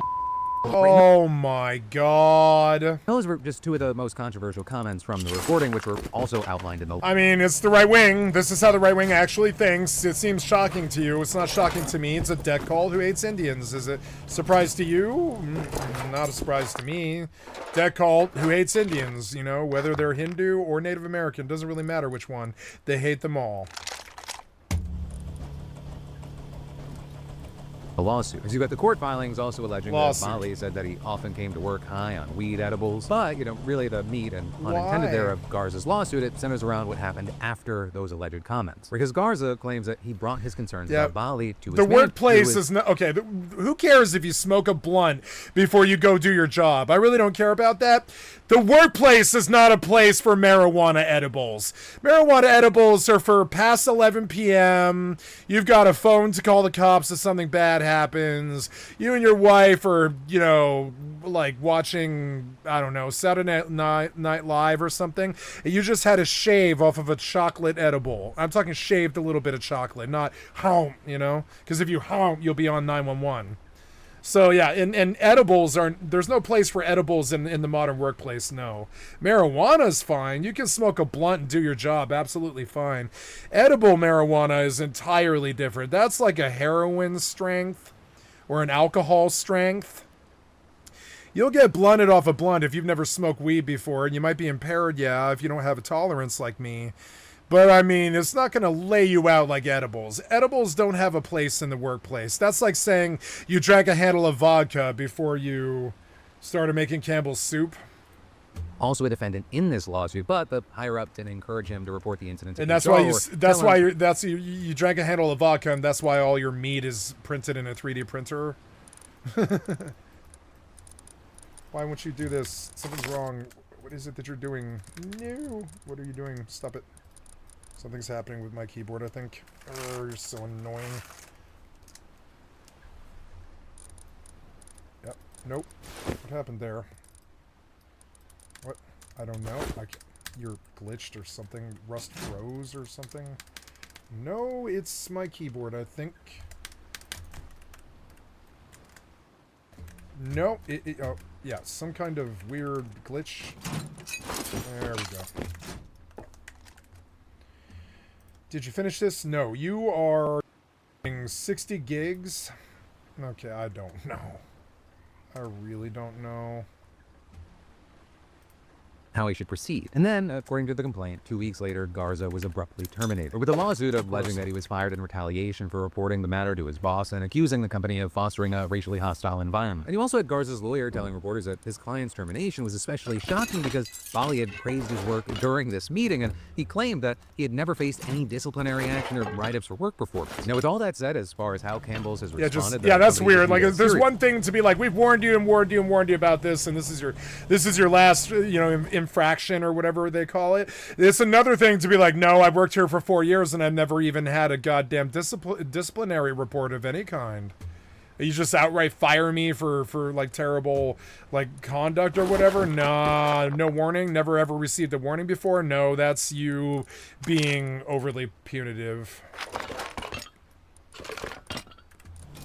Sounds like lawsuit territory. Here's a statement saying in one, it has not been able to verify the validity of the recording and has not been provided with a copy. Of course not, you're not him. But they then also said in the separate press release that if the comments were validity, made by not Bali, him. they are unacceptable, and added, such language does not reflect our values and the culture of our Yes, company. it does. Yes, it does now. Yes, it does. And this is why we don't like corpos. Not tolerate that kind of language under any circumstances. And then noting that Bali's been temporarily placed on leave while they investigate this. Also, beyond that, Campbell's has fervently denied the claims made in the recording about the meat that it uses, recalling those remarks inaccurate and patently absurd, claiming that I don't know, that chicken and chicken meat that noodle comes from soup long-trusted is pretty USDA-approved U.S. suppliers and meets high-quality standards, and asserting that any claims to the contrary are completely false. And with that, adding the person alleged to be speaking on the recording works in IT and has nothing to do with how we make our food. And then, as far as Garza's firing, you had Campbell saying that it can't comment on personal matters, but claimed that he was terminated for good reason. And so, for now, we're gonna have to see how the lawsuit plays out, but it's also not the only challenge that the company's facing right now. Because after the news of the lawsuit broke, Florida's Attorney General announced that the state's Consumer Protection Division would be launching an investigation into Campbell's. And that because,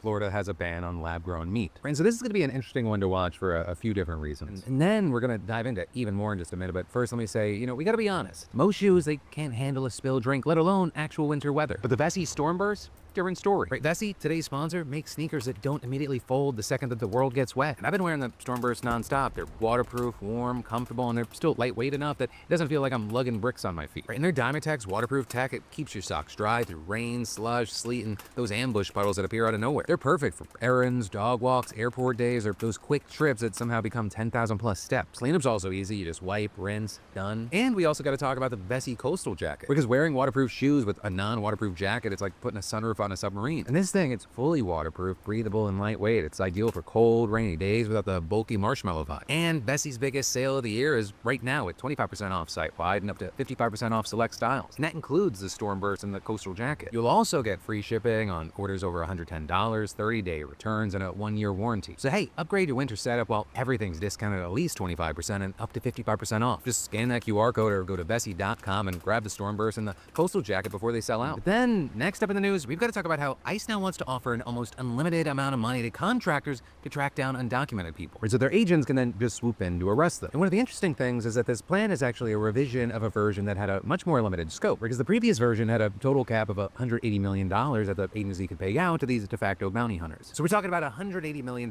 total, certainly a sizable amount of money and a massive program, but nothing compared to this new plan, right? Because ICE now wants to set a $200 million cap per contractor, which heavily expands the scope of the proposal. And in general, you see the firms behind this will actually be private surveillance companies who will rely on data that's actually given to them from ICE. Now, initially, the plan was to allow them to have access to ICE databases that have mountains of information on 2.5 allegedly illegal aliens. But apparently, there were very serious concerns about giving private companies that much access, so apparently, ICE is going to package up that information and hand companies little dossiers on targets. ICE also wants to give these private surveillance companies a big incentive to actually take on the work, and they're offering minimum contracts of $7.5 million.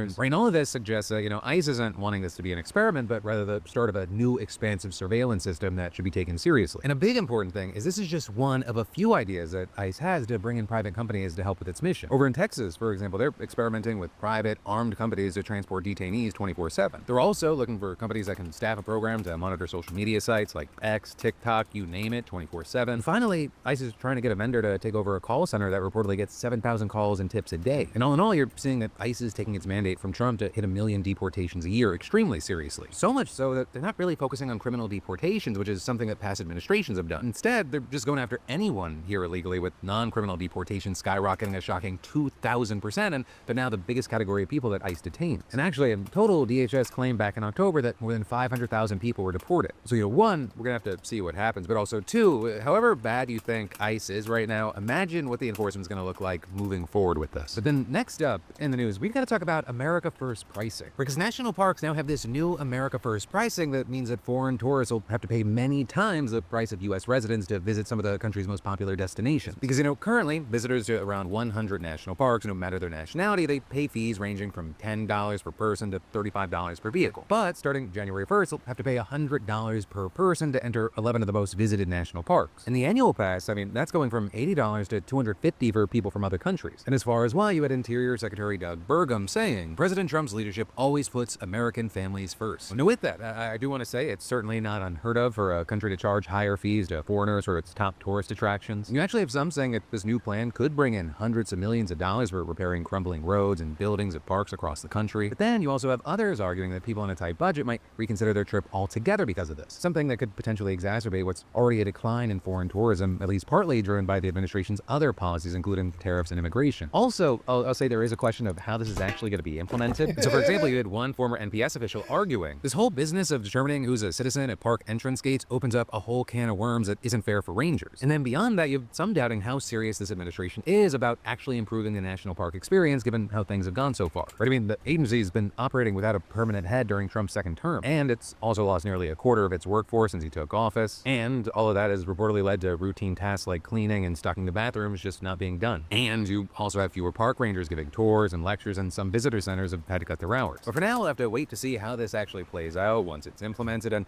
you know, if you live in the U.S., but especially if you don't and you were thinking about visiting, I'd especially love to know your thoughts here. But then, next up in the news, we've got to talk about how Indiana could be the next state to redraw its congressional maps to favor Republicans after a top Republican leader did a complete 180 and caved to Trump's demands. Because, as we've talked about before, late last month, Indiana's Republican governor, Mike Braun, announced that he was kicking off a special session in December to redraw the state map after continuous pressure from Trump. Now, with that, it was unclear whether the Republicans would try to gain one or both of the 2 congressional seats in the state that still remain blue. But then, a few weeks later, President Pro Tem of the Indiana Senate, Roderick Bray, rejected the push, saying that there just weren't enough votes for it to pass, and as a result, he wouldn't be convening the upper chamber to work on the matter. Right, and just a few days after that, a majority of state senators appeared to back that decision, voting to reconvene in January and effectively shutting down the possibility of this December redistricting session. But now, less than 2 weeks later, you have Bray reversing course entirely. We're saying yesterday that the Senate would meet on December 8th and, quote, make a final decision that week on any redistricting proposals sent from the House, and adding the issue of redrawing Indiana's congressional maps mid-cycle has received a lot of attention and is causing strife here in our state. Now, notably here, and probably regarding the strife comment, this announcement comes right after Trump dramatically increased the pressure on Indiana Republicans, making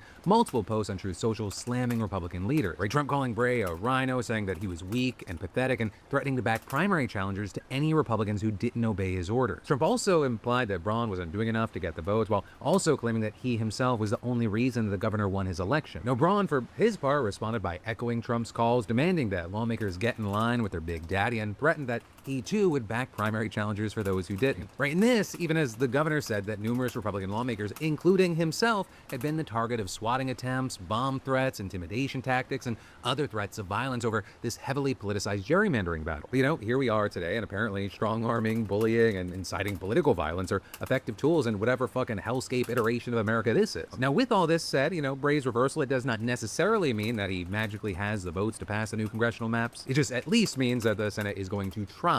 And this is, you know, as far as the State House, the Republican speaker who has previously supported redistricting announced yesterday that his chamber will meet this coming Monday. So, you know, potentially very, very big news as we get closer day by day to the midterms. And then there's more we're going to dive into in a minute, but first let me say, you know, here's some free advice for you. When traveling abroad, spend your money on the trip, not your phone bill. And it's easy to do when use today's sponsor, Saily, the modern way to stay connected abroad without getting financially drop-kicked. But before Saily, traveling with your phone meant medieval nonsense, airport kiosks, physical SIM cards, hunting for a paperclip to stab your phone, praying that it works, praying you didn't just break your data plan for the next week. But Saily kills all that. It's an eSIM app, meaning that you open the app, pick your country, choose a plan, and boom, real data the second you land. No surprise charges, no $10 a day for speed slower than a hotel lobby router from 2008, just instant high-speed data in 150 plus countries. You can even tether other devices, which means your laptop, tablet, or I swear this counts as Word gaming handheld all get coverage too. And if your phone isn't eSIM compatible, they refund you. Plus, it's got 24/7 support, which is clutch when you're jet-lagged and your brain's operating on airplane mode. So don't let your phone carrier rob you on vacation. Just scan the QR code and use code Phil for 15% off your first plan. Yeah, use that QR code or just download the Saily app, but be sure to use code Phil for 15% off. But then next up,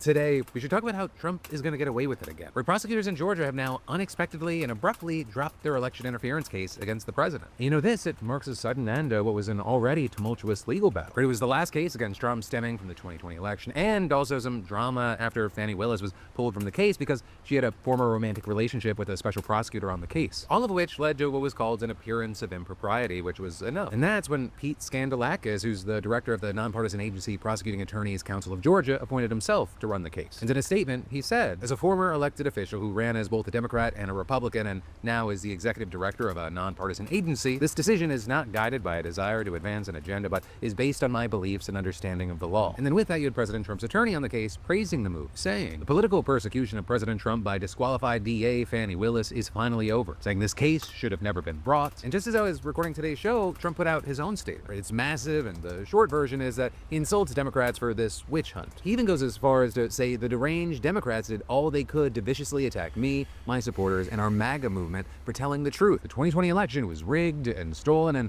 they committed crime after crime as they weaponize our law enforcement and justice system against honest and loving Americans. But also, you have many saying that claiming that it shouldn't have been brought is probably going too far, because the prosecution did manage to secure some convictions against 4 out of the 18 co-conspirators who pleaded guilty. And I mean, we even have legal experts a bit shocked about Skandalakis' reasoning for dropping the case, saying it seemed to give a lot of leeway to the president and take his version of events at face value, despite at least some evidence to the contrary. You know, things like urging Raffensperger to find more votes. But even with that, they're not surprised that the massive racketeering case was dropped, because that's already a hard charge to prove, and it was made even harder after the judge tossed out several charges last year. There was also, I'll say, the practicality of it, with one professor at Georgia State College of Law pointing out that Skandalakis probably just didn't have the budget and man hours to actually go through with the case. All in all, I think anyone that's been kind of watching Trump over the past 10 years, this is the most shocking, not shocking news. And if anything, since he became president again, it felt like this was kind of just going to be an eventuality. And of course, that's regardless of if it should have been. But then, as we wind down today's show, let's end on a very, very different note. Because this morning in this divorced dad-looking-ass room, I shot another episode of my podcast with Alex Perlman, Crashing Out. And we crashed out on a number of things, and you can watch the full thing with the link down below. At least for the Philip DeFranco show, wanted to share one of the weirdest and maybe important, but also ridiculous segments. And it has to do with everyone's favorite HHS secretary. Ryan has released behind a paywall on his Substack a part 2. In part 1, he detailed about how Olivia Nuzzi had an affair with Mark Sanford, who was then another presidential contender in 2020. And then in part 2, he began to talk about her affair with RFK Jr., including the fact that he found a note. And on this note, there was a poem, according to Olivia, he writes, through this time from the candidate to her. And this is what the candidate wrote to her. I will do as best I can an impersonation. To anyone who is in their car listening to this on Bluetooth with family while driving to Thanksgiving, my apologies. Your open mouth awaiting my harvest. Drink from me, love. I mean to squeeze your cheeks to force open your mouth. I'll hold your nose as you look up to me to encourage you to swallow. Don't spill a drop. I am a river. You are my canyon. I mean to flow through you. I mean subdue and tame you, my love. He then said, Ryan Lizard then wrote, thanks to Bobby, I am now aware of something called felching. Have fun. Yeah. Anyway. It doesn't pay it well anymore. Hey, is that poem coming from someone else? Beautiful. It was. I mean, I'm stuck on the line. I am a river. You are my canyon. I will say, like, there's lots of good bits. Your open mouth awaiting my harvest is one of the fucking most wild lines I've ever heard. Fall for me. He ruined fall. Then, my friends, it brings us to the end of this video, but you've got more just to click away. Or you can and definitely.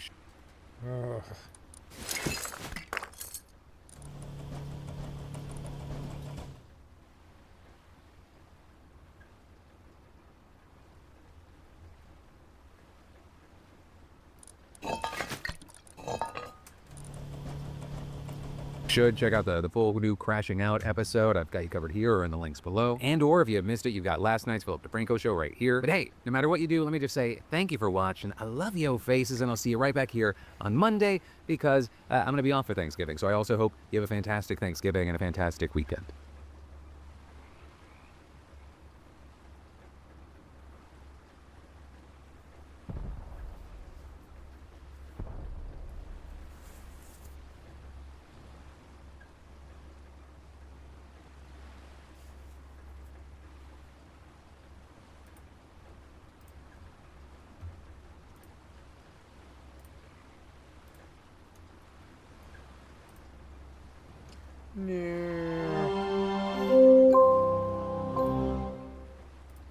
Ready whenever you go. Oh, thank you again.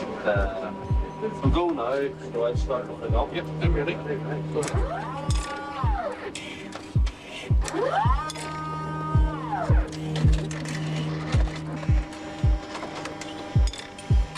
Whoever gets a good number, will get a player. They want to get a number.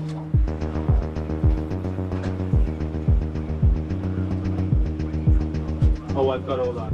We're all 10. I have a very few, but it seems absolutely 30 seconds left. Now, Saturday, who is challenging an excuse order, and Mr. Adams didn't take that out. We've got journalists in Belfast. I mean, if you want to talk to them, contradict, let's assume they're part of the discussion, the audience here. The colours on the left in this picture, see? Yeah, thank you. This is my spot for Ulster, isn't it? But it's okay. Pack it in now, you lot.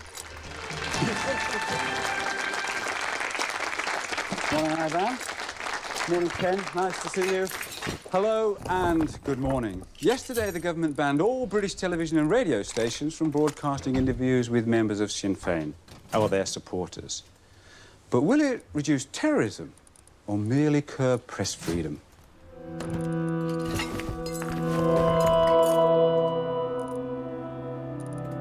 It's the past year of IRA bombing and killing that persuaded the government this summer to look at the whole of its policy for dealing with terrorism and its supporters in Northern Ireland.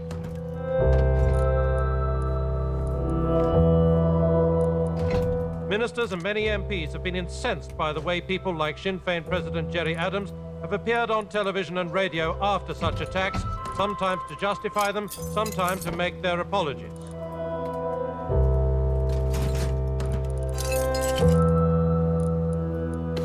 In the past, Mrs. Thatcher thought that moral pressure on the broadcasters would be enough to stop such appearances. Now the Prime Minister thinks that as Ulster terrorism has continued and increased, so have the obligations on broadcasters.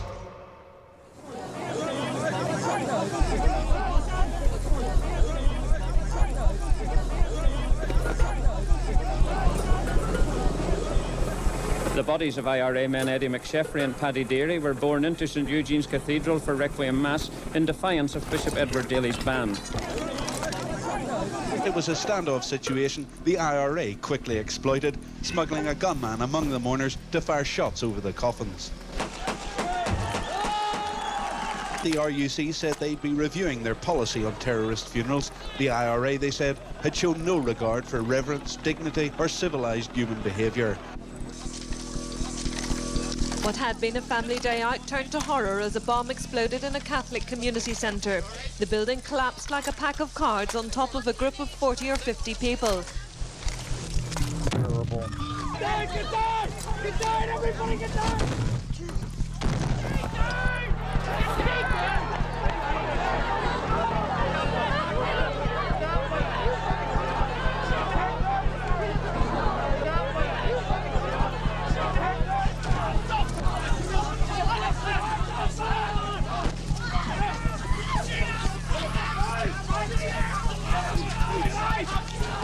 This cycle of violence, either caused by the IRA or often provoked by them, causing frustration among other extremist groups, which leads to killing and counter-killing, shows the vicious awfulness of a group who have no mandate, who have no authority, and know nothing but violence. When you've had a bomb, honestly, that makes more sense to me, frankly. There are pictures of bodies in distress and weeping relatives. And the next thing that happens on the screen, in people's living room, therefore, is somebody saying, well, you know, I support the armed struggle, or they deserved it. Whether it's loyalist or whether it's IRA, that I think is not only offensive, but it's wrong, and it's perfectly reasonable to remove that.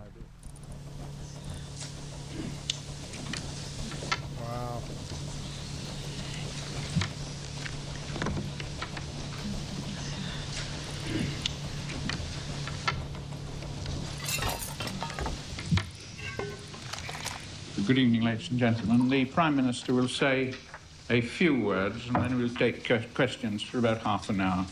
Prime Minister. I'd like to ask you a kind of double-barreled question. Oh dear. Firstly... Margaret Thatcher had said terrorists should not be getting the oxygen of publicity. Yep. Thatcher wanted to be seen to do something. Yep.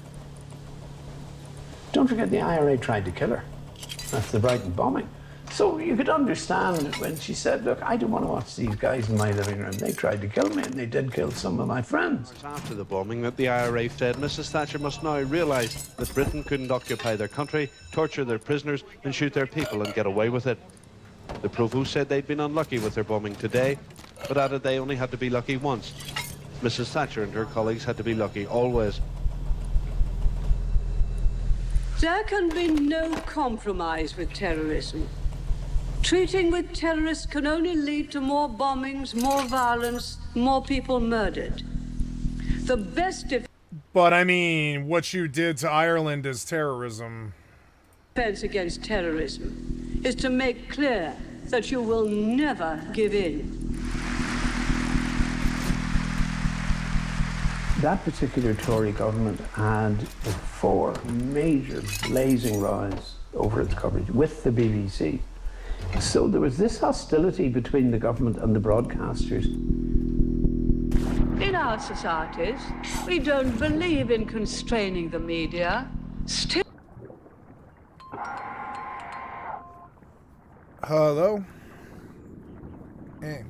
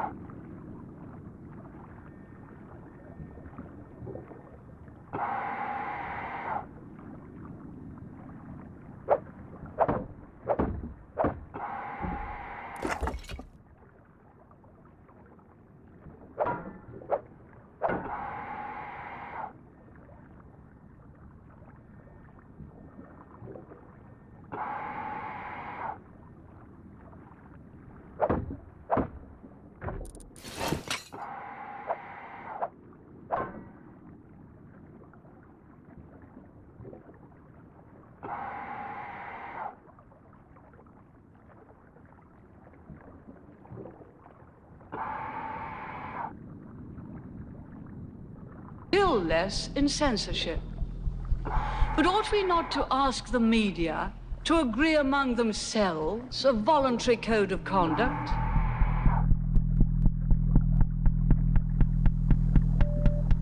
I don't think anyone actually expected the British law to be as severe as it was.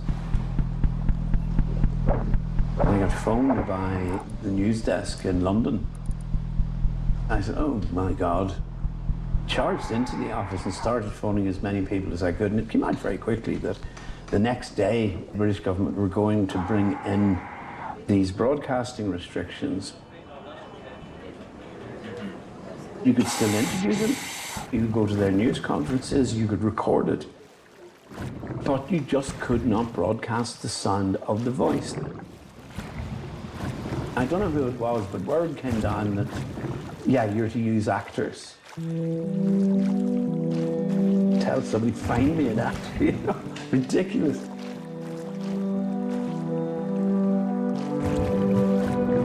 My agent called me one day and said, could you get down to the BBC as soon as possible? You've got to go to the newsroom. The journalists, they were all stunned at what had happened. All that was known was they had to take the voice off. Then we recorded the voice onto a microphone, and they took that recording, they sat it on to the voice, and then it appeared on TV. It was really, really surreal.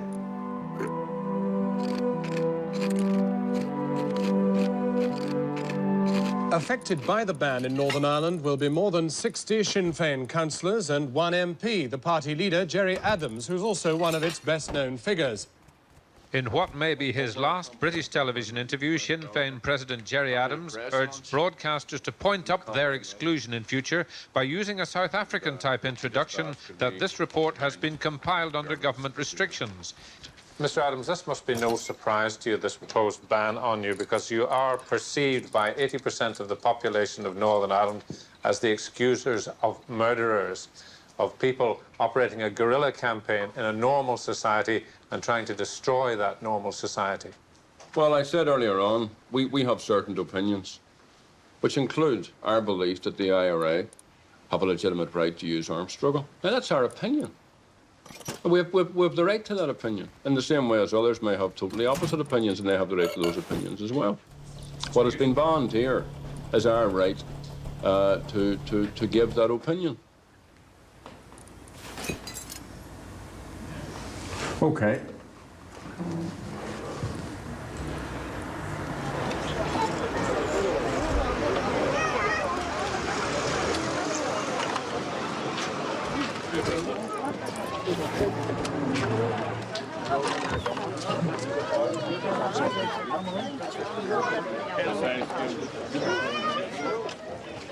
How you all doing? Yeah. Frank. Don't be crying around us. I won't. I'm one apple ring. Hey, Sam. You well, son? Not so bad. How are you? To this day, I bump into people. I'd maybe be wearing a cap or trying not to make eye contact. And then they'd hear me talking. And they'd immediately know it was me. Can you fill us in on what exactly you've been doing in the background or what's been going on? It's not for me to say that my voice is particularly distinctive or not. It's the only voice that I have. I'm optimistic because I come at this from a Republican perspective. We have been coming at these issues for almost a decade now, of trying to get these core issues up on the political agenda. So this year we managed, through a series of initiatives and through just undenting hard work and through the resilience of the Republican struggle, to put these core issues and to focus the British government on those issues. Well, a lot of people thought it was a great improvement, you know, on my monotone. People would bring it to your attention that there was a particularly funny, you know, or somebody, you know, somebody with a squeaky voice, or clearly not me for those who may have known me. Well, it falls upon me to introduce this education course. I'm very pleased to do so. There's been a lot of good work has been put into preparing for all Republican activists. The whole history of Anglo involvement in Irish affairs is steeped in propaganda and in demonisation and vilification, because you can't go about the job of dealing with people as commodities. You have to dehumanize them, you have to demonize them to get away with that. Sinn Féin have so far denied they are backing the campaign. Earlier today I spoke...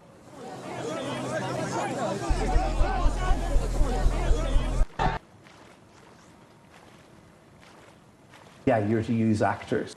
Ban on you because you are perceived by 80% of the population of Northern Ireland as the excusers of murderers, of people operating a guerrilla campaign in a normal society and trying to destroy that normal society. Well, I said earlier on, we have certain opinions, which include our belief that the IRA have a legitimate right to use armed struggle. Now, that's our opinion. We have the right to that opinion, in the same way as others may have totally opposite opinions, and they have the right to those opinions as well. What has been banned here is our right to give that opinion. Okay.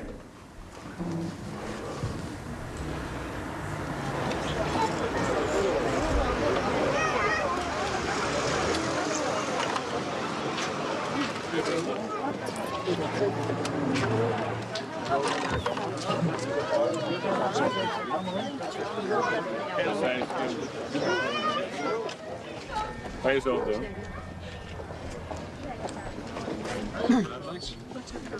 Yeah.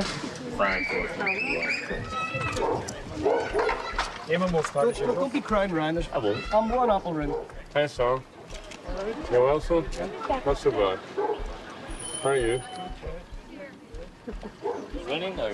To this day, I bump into people. I'd maybe be wearing a cap or trying not to make eye contact, and then they'd hear me talking, and they'd immediately know it was me. Can you fill us in on what exactly you've been doing in the background or what's been going on? It's not for me to say that my voice is particularly distinctive or not. It's the only voice that I have. I'm optimistic because I come at this from a Republican perspective.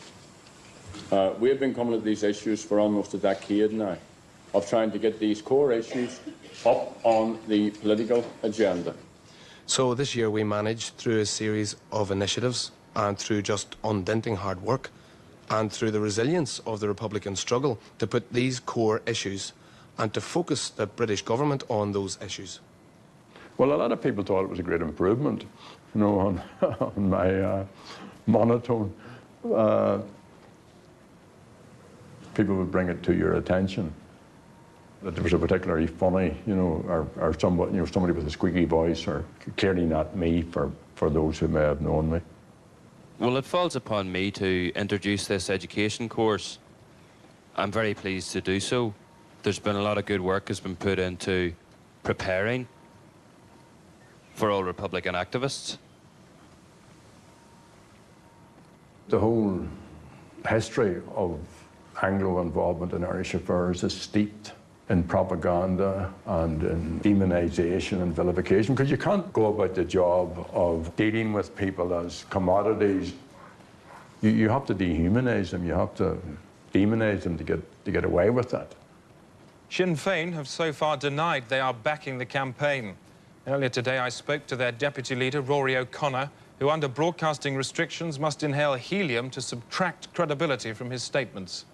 So you do support this campaign of violence? Sinn Féin is a legitimate political party. Which supports terrorist action. Your tone is antagonistic and you're making me very angry. Just for a moment and finally, for the average punter on the streets, is there not a danger that taking these sort of measures in the way that the Home Secretary seems to be taking them, the law itself will be left looking something of an ass?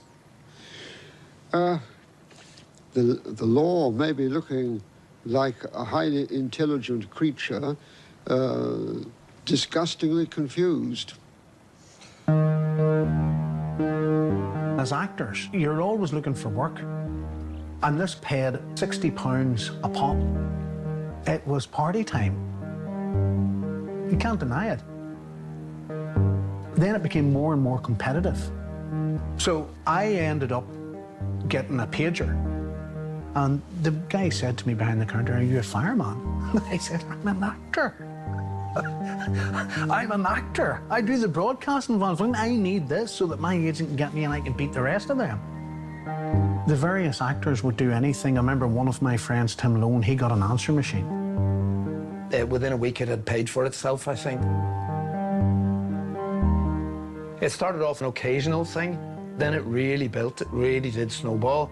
There were times when you would be in and out of the BBC for 4 or 5 times a day sometimes. Working with the actors were the most enormous pain in the backside. They were awful. We operated like a kind of a flying squad. Whoever was available was next in there to do the different voices.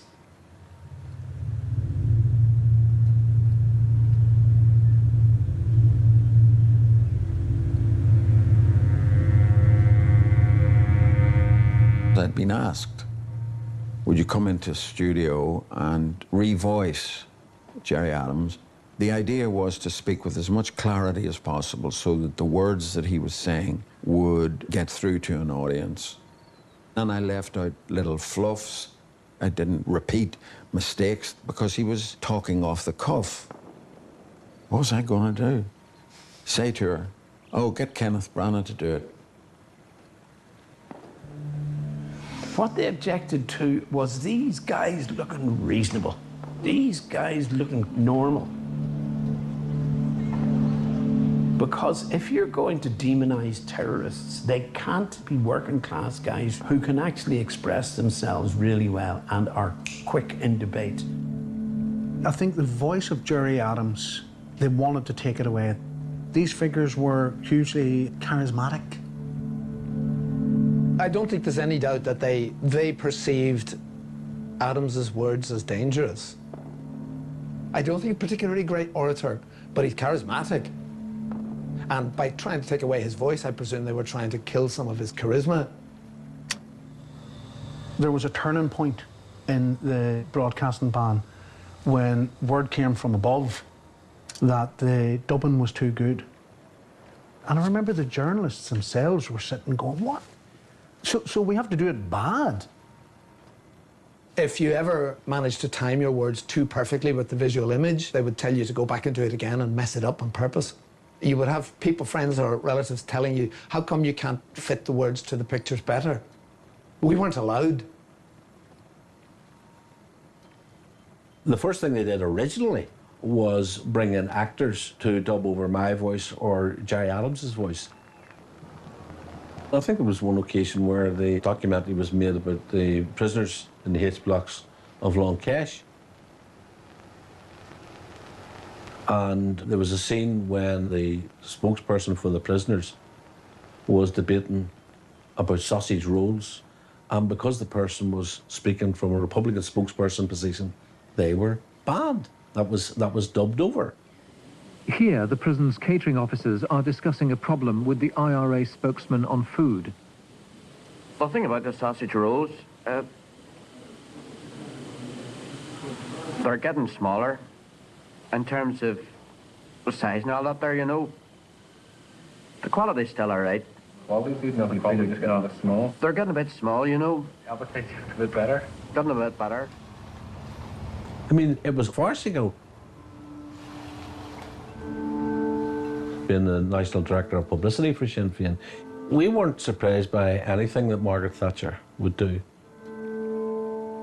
In the Republican Press Centre, in the 4 months prior to the broadcasting ban, we had about 500 requests generated for interviews, and I think that dropped to about 110 in the 4 months afterwards. So it had a real effect, but it didn't stop the IRA. Do you think there are other things we should have done? Do you think, is the banning enough, or should we have done more? It's not enough, it's just a drop in the ocean. Because there are criminals, terrorists on the streets. Hold on, I live there. You're wrong. People there are people. John, Sinn Féin was asked to stand for election. It proved that it had got the support and the goalposts were moved. Hang on, come on. Everybody's going to get their fair share. Entered into talks with Gerry Adams, a man whose hands are stained with the blood of decent people in Northern Ireland. I'd just like to make one point. His means of achieving the end. His means of achieving. Sinn Féin need to be eliminated. When the broadcasting ban was brought in, I hear people say, this is like the Soviet Union. What was different about the broadcasting ban here is that we are Western Europeans. There's no censorship, unlike other places. And of course, we were fooling ourselves. I can't remember a journalist coming out in the North and saying, this is a good idea, keep the bastards off the air. Not one. Oh, sorry, I'm muted.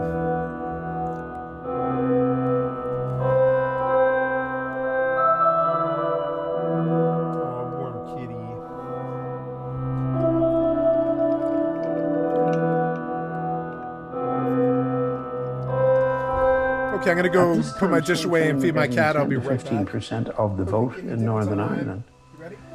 They had MPs. And it was just not right. Once you're an elected representative, things change. What they did was make the media part of the state's arsenal against the people who were rising up against the state. When I got to go to the USA, a lot of the media interest was in listening to this person whose voice was banned from the airwaves. Just shows you how counterproductive it is, because had I not had these measures in place, sure, it wouldn't have been a story. You know, the ban, it did Jerry Adams no harm. Helped him to cover up the truth when he didn't want to be interviewed about the truth. Go to America or Europe or anywhere else and say that they're silencing us. That's a very simple thing to say to audiences. Then he might know nothing at all about the North. He understood that. There's never been a mistake to be made in Northern Ireland that the British haven't taken the chance to do it. It was also an attack on the British public, because it was an attempt to keep them ignorant about why their sons and daughters were getting killed in Ireland, why there was a conflict going on here. It was callous, the censorship, and it stopped dialogue. They thought that'll teach these sons of bitches.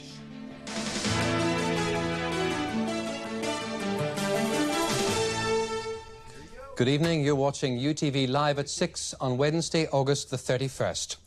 After 25 years of violence and over 3,000 deaths, the IRA has declared what is regarded as its most significant ceasefire yet. It will be a complete cessation of military operations, and all units have been instructed accordingly. It takes place from midnight tonight. The noisy cavalcade winds its way down the falls and into the Nationalist New Lodge and Ardoyne districts. The relief of people who crowded out of their houses to watch was palpable. Just absolutely delighted, and we'll continue to pray that the peace will last, not only for ourselves but for our non-Catholic friends as well. I remember getting a phone call 24 hours in advance to say, be on standby. Can you get into the BBC at 7 o'clock in the morning? Dennis Murray was going, this is huge, get in here quick. And there was half a dozen of us, all actors, all who knew each other very well, sitting there drinking coffee and smoking cigarettes all day. You had to fight your way through the Marlborough smoke. Absolutely sensational atmosphere. I did Martin McGuinness for the Today programme on Radio 4. The reason I remember it is because my mother and father were on holidays and they heard my voice on the World Service telling them about the ceasefire. I went in and did the voice, Danny Morrison, I think it was, and then said, bye, see you later, went out. That was it. We're never back. So after 6 years, the broadcasting ban brought in by Margaret Thatcher to cut off the oxygen of publicity has finally been lifted. Reaction has been positive. Even the Ulster Unionist Party said it was a joke. All paramilitaries and all those who speak on their behalf now have an opportunity. The opportunity to tell us directly, not under the cover of an actor's voice, that they are truly committed to peaceful methods only, and to there being no resumption of violence in the future. Well, we're now able to do our first interview with a member of Sinn Féin without using an actor's voice. And in our Derry studio, Martin McGuinness. Mr. McGuinness, we haven't actually heard you speak for the last 6 years. I wonder if you could use this opportunity to satisfy the Prime Minister, who's in Northern Ireland, that the IRA ceasefire is permanent. Well, the position is that Sinn Féin is not the IRA. I cannot reinterpret the IRA statement. The IRA statement, in my opinion, is very clear. What is your understanding of the IRA? Is your understanding of the IRA statement, then, that it is permanent? Well, it's my understanding of the IRA statement in that they have totally transformed the situation on this island. And I think that the British government have to recognise that. I think that there has been widespread acclaim for that. And it's quite clear that the British government now have moved to end this ban as a result of the public criticism which they had over their begrudging attitude towards it.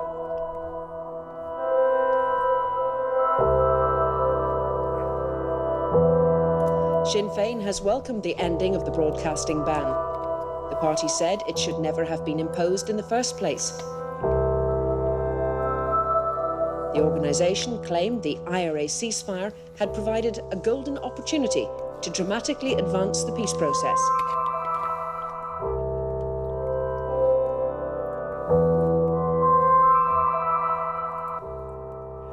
Hang on.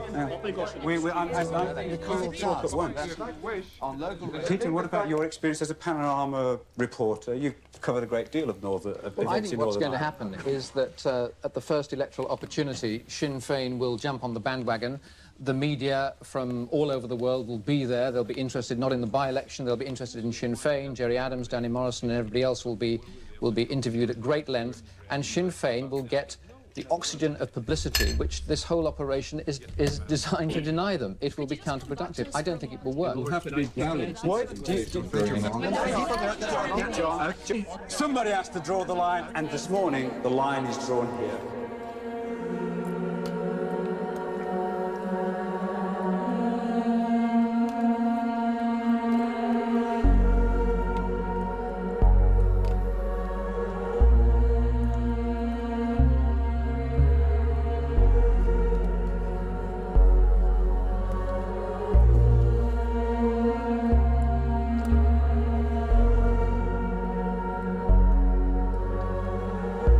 That's the world governments for you. That's who they are.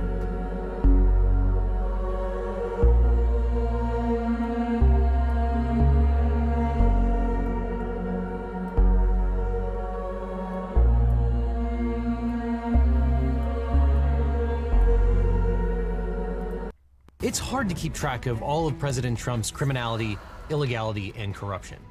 Donald Trump took office for the second time, already an adjudicated felon, fraudster, and sexual assaulter. But this video isn't about those crimes and offenses. This is only about what has happened so far in the last year. Because, I'll be honest, there's so much of it that it's hard to remember. And I guarantee that you've already forgotten half of it. So buckle up, because there's gonna be a lot. And programming note, because fuck yeah, legal by the Supreme Court, if something was illegal or constitutional at the time Trump did it, we included it in the list. We start with January 17th, 2025, because the corruption of his second term started just before he took office. On the eve of his presidency, instead of divesting himself of his conflict of interest-ridden businesses, Trump launched World Liberty Financial and a bunch of valueless meme coins. This allowed him to take bribes, engage in secret deals, and further enrich himself, all outside of many of the ordinary financial regulations. In Trump's first term, lobbyists, foreign governments, and Republican organizations curried favor with Trump by spending money at his Washington, D.C. hotel. But this time around, it's likely many individuals skipped the middleman and put money directly in Trump's pocket by buying the assets of World Liberty Financial and its various crypto offerings. Reports are that using World Liberty Financial, Trump has enriched himself by as much as $5 billion while in office. And it gets worse. We'll come back to that later. Then we get to January 20th. On Trump's first day in office, a flurry of executive orders. Now, I'll remind you, executive orders are not law, but they can direct federal agencies to do or not do things where the executive has discretion. In some cases, the president had the power, so to speak, but the acts were illegal or corrupt. In others, the president had no such power at all. So, starting things out on January 20th, Trump purported to eliminate birthright citizenship via executive order. This was a profound constitutional violation, particularly of the 14th Amendment and due process. Trump shut down asylum requests at the border, claiming that it was an invasion. This violated the INA and several other immigration-related statutes, as well as the Take Care Clause and separation of powers, since Congress had already created laws on this topic. Trump purported to rename the Gulf of Mexico. Mexico sued, claiming that he didn't have the power to rename an entire body of water, just the part in U.S. territories. Separate from the executive orders on January 20th, Trump pardoned the January 6th insurrectionists who had been criminally convicted by juries. Now, this may technically have been legal since the president can pardon people, But as I explained at the time, it shouldn't be. And dozens of these people had prior convictions or pending charges for crimes like rape, sexual abuse of a minor, domestic violence, manslaughter, production of child sexual abuse material, and drug trafficking. The Trump administration continues to intervene on behalf of the January 6th defendants. And of course, pardoning these traitors not only undermines the rule of law with respect to election integrity, but sends a message that if you commit a crime but you're on the president's team, that you'll simply not be subject to the same rules and laws as everybody else. But back to the executive orders on January 20th, Trump terminated federal employee telework agreements contrary to union agreements. Trump unilaterally withdrew from the World Health Organization, which violated international law. Trump sent the military to seal the borders. This was a violation of posse comitatus, which bars military engagement in civilian law enforcement activities. Trump reinstated the so-called Schedule F without going through any notice and comment process, potentially firing federal employees without going through the usual merit system protection process, a violation of the APA and civil service protections. Trump pulled security clearances from John Bolton and 50 other intelligence officials. This was an unlawful First Amendment retaliation and a violation of the APA and other federal regulations regarding security clearances. Trump unilaterally froze hiring in the government without any congressional authorization. Trump appointed Ed Martin to be the interim U.S. Attorney for the District of Columbia. Martin was entirely unqualified for the role. His only qualification was that he had promoted Trump's baseless stolen election claims. Martin went on to fire more than 24 prosecutors who had worked on the January 6th prosecution or the criminal investigation of Donald Trump, which was plainly retaliatory.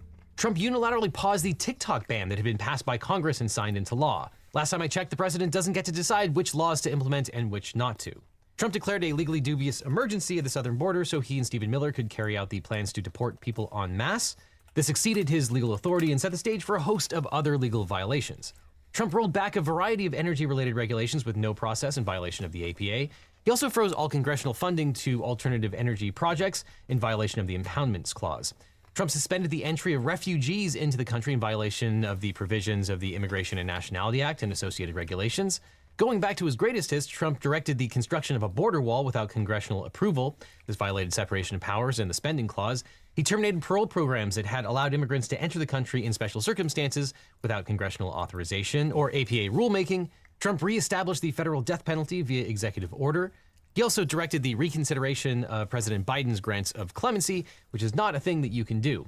Stick with me because we're only about halfway through the first day of the presidency on January 20th.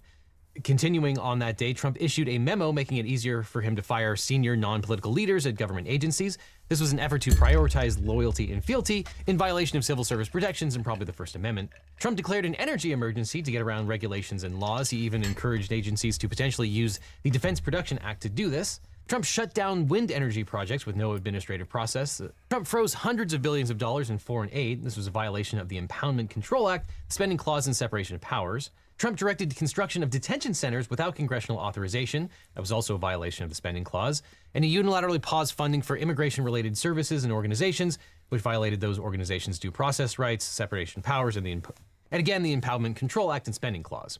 Trump issued an executive order that authorized a travel ban without specifying which countries would be banned. And of course, Trump created or repurposed Doge. Headed up by Elon Musk, who had reams of conflicts of interest, Doge worked to illegally fire federal workers in violation of civil service protections. Doge also illegally accessed sensitive personal data of millions of Americans, created unauthorized information systems, illegally combined federal databases, and just generally created chaos. And at the end of the day, contrary to the public releases, saved the government and taxpayers virtually no money. Trump issued an executive order that strictly defines sex and gender. You think you're racist? Sure. Why not?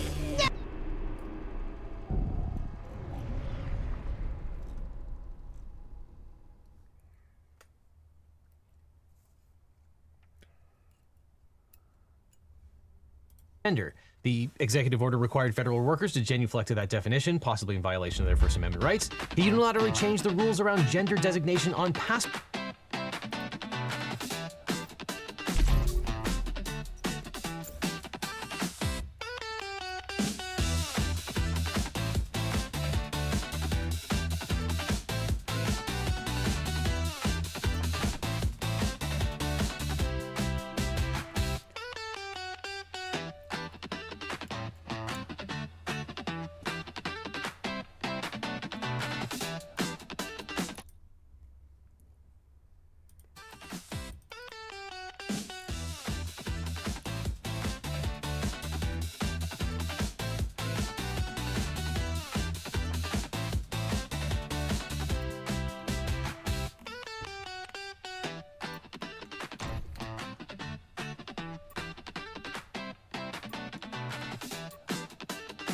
They changed their vernacular today.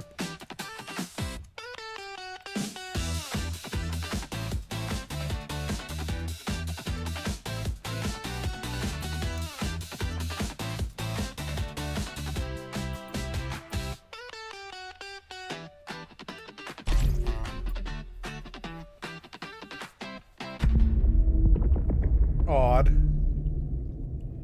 Exports, a possible violation of the APA and also potentially violating due process rights, especially for trans individuals. The order also froze funding for a variety of entities that Trump claimed were promoting the vaguely defined gender ideology, which punished First Amendment protected speech and obviously was a usurpation of Congress's spending powers and an unlawful impoundment. Trump froze vaguely defined DEI-related contracts, another unlawful impoundment. He also liquidated federal DEI offices, yanked federal grants related to DEI, another unlawful impoundment, violation of the separation of powers, and First Amendment violation. Trump laid the groundwork to invoke the Alien Enemies Act against cartels like Tren de Aragua, likely ultra-virus because the act never contemplates the designation of non-state actors and criminal enterprises. Trump later used his designation to deny people basic due process rights and violate the processes of the Immigration and Nationality Act. Trump jawboned or encouraged in the way that the mafia encourages the end of DEI practices in private companies, again violating the First Amendment rights of private companies. And rounding out his first day in office, Trump granted clemency to 2 D.C. police officers who had been convicted for unlawfully pursuing a black scooter rider, killing him, then trying to cover up the crime. Of course, Trump has pardon power, so this one probably wasn't illegal per se, but it was still gross and negated a legitimate jury finding. That takes us to the second day in office, January 21st. On that day, Trump set aside a lawful verdict and issued a full pardon to Silk Road Darknet marketplace creator, Ross Ulbricht. He was the first of many high-level business people to be granted pardons or clemency by Trump, especially those who paid lip service to Trump or his candidacy. Trump would go on to pardon Binance CEO Changpeng Zhao, Nikola Corporation founder Trevor Milton, and BitMEX founders Arthur Hayes, Ben Dilo, and Sam Reed, among others, many of whom contributed directly to candidate Trump and or had conflicts of interest with Trump's businesses. The message was clear: if you were rich, well-connected, and corrupt enough, even criminal convictions could be made to disappear. On January 23rd, Trump issued another 24 full pardons for individuals convicted of threatening or obstructing people who were trying to obtain or provide reproductive health services. This overturned lawful jury verdicts and undermined federal law, like the pardons for the January 6 rioters and the murderous police officers. This undermined the rule of law and making it clear that the only laws that mattered are the ones that Trump agrees with. On January 23rd, Trump's people ham-fistedly declassified and published records related to the JFK assassination, which included social security numbers and other personally identifiable information of several people in violation of privacy laws. Also on January 23rd, Doge set up an illegal, unauthorized, possibly unsecured server to email all government employees en masse, which violated the E-Government Act and lots of government security regulations and policies. On January 24th, Trump fired 17 inspectors general, the people looking for corruption, likely in violation of laws that created their offices and theoretically a violation of separation of powers. On January 27th, Trump kicked trans troops out of the military. This likely violated the First Amendment due process and equal protection rights of those troops. It also likely violated the APA as arbitrary and capricious. On January 28th, Trump's Doge used the previously discussed illegal OPM server, giving them the eponymous fork in the road offer. Unions sued, claiming the offer violated numerous laws, including civil service protection, separation of powers, and the Anti-Deficiency Act. On January 28th, Trump defunded research into gender-affirming care for minors. And while I disagree with the Supreme Court and think this is a due process and equal protection violation, it definitely was an illegal impoundment of congressional funds. On January 29th, Trump tried to keep teachers and schools from discussing a long list of ideas, concepts, and terms, violating their First Amendment due process rights. He pulled federal funds from schools that didn't comply, violating the Spending Clause Impoundment Control Act and the First Amendment. On January 31st, Trump worked to systematically destroy collective bargaining agreements for federal employees. This violated statutory collective bargaining rights and exceeded legal authority and violated the APA. Now, 200 news outlets reported on the terrorist organization designation, but depending on the sources you follow, it's hard to tell if they were even talking about the same event. When you scroll down to see how the story is being covered by every outlet, the frames can have a subtle difference that make a huge impact. The bulk of the reporting from the center got it right. Cartel de las Solas is not a real drug cartel, implying their legality concerns about the designation. In contrast, reporting from the right acknowledged that the designation was an allegation, but then focused on what might come next, implying legal validity. And on the left, headlines commonly use the future tense, implying that the designation hasn't happened yet, and thus legal questions remain remain open for challenge. Now, this type of analysis is why Ground News has been my favorite way to stay up to date with the news since 2023. So I want to thank them for sponsoring this video. They've been a longtime supporter of this channel and independent news media at large. Because Ground News is an app and website that helps me see the full picture by pulling in news from thousands of sources worldwide. I can compare coverage, uncover political bias, reliability, and most importantly, who owns the sources reporting from the news that you're reading.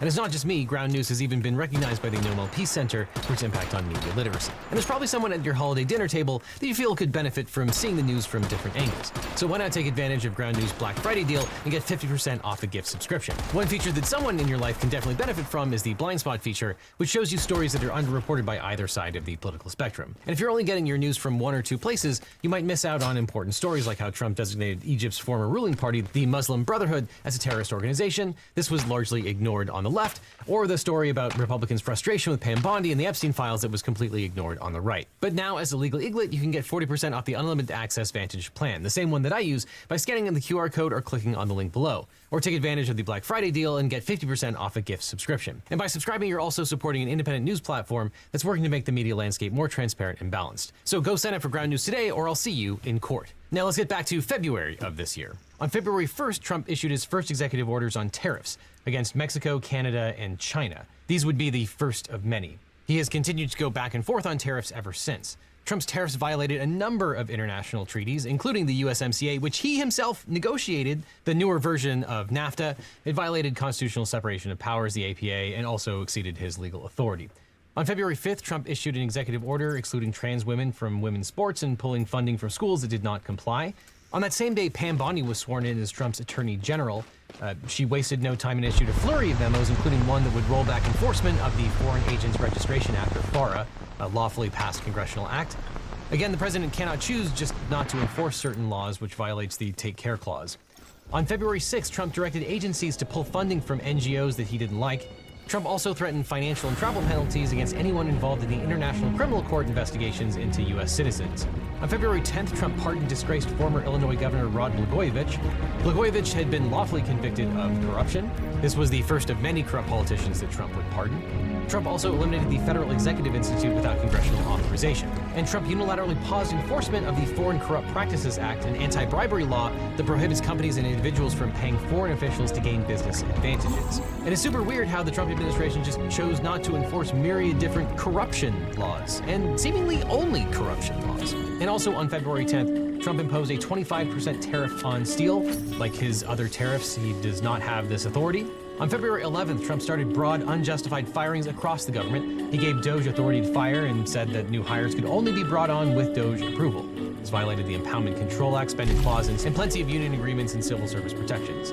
On that same day, in retaliation for the media company's refusal to use the ridiculous Gulf of America title, Trump banned the Associated Press from the White House press pool. This violated their First Amendment rights. Trump also imposed a unilateral 25% tariff on aluminum. On February 13th, Trump's OMB directed agencies to draw up plans to start firing federal employees en masse, laying off entire departments, and strong-arming remaining employees to leave. This violated civil service protections, but it also didn't matter because at the same time, he also pushed out the heads of the independent agencies, the Merit Systems Protection Board and Office of Special Counsel, who would have been able to adjudicate those employees' claims. The Supreme Court has now likely countenanced all of this activity, but at the time it violated existing law. On February 13th, Trump pushed out Danielle Sassoon, acting U.S. Attorney for the Southern District of New York, and Assistant U.S. Attorney Hagan Scotton, as well as several others because they refused to drop bribery charges against New York City Mayor Eric Adams. Trump replaced them with someone more agreeably corrupt, and in April, the charges against Adams were dropped. It was clear that in exchange for this mercy, Adams agreed to cooperate with Trump's ICE enforcers. On February 15th, Trump ordered his Department of Education to begin investigating how to pull funds from schools with COVID vaccine mandates. This would potentially be a violation of the 10th Amendment, the Impoundment Control Act, and separation of powers. On February 18th, Trump seized control of all agencies, including independent agencies, forcing them to conform with his and Pam Bondi's interpretation of law. On February 18th, Trump's DOJ stopped defending EPA rules that the agency knew would save lives. This was likely arbitrary and capricious. On February 19th, Trump froze funding for sanctuary jurisdictions and any grants that give aid to undocumented immigrants, a violation of the spending clause and impoundment. On February 19th, Trump shuttered entire agencies, including the Institute of Peace, with a stroke of the pen. This violated the spending clause, separation of powers, and the Impoundment Control Act, and likely exceeded the president's authority. On February 25th, Trump went on a revenge tour against law firms that he felt had wronged.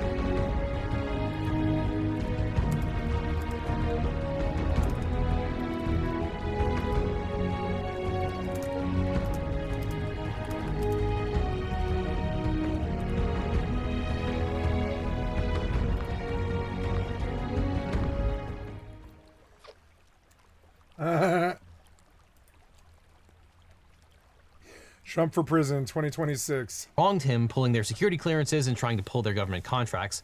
This was retaliation for First Amendment protected speech, as well as a due process violation. On February 26, Trump directed all federal agencies to review grants, contracts, and loans and begin freezing anything DOJ deemed as inefficient.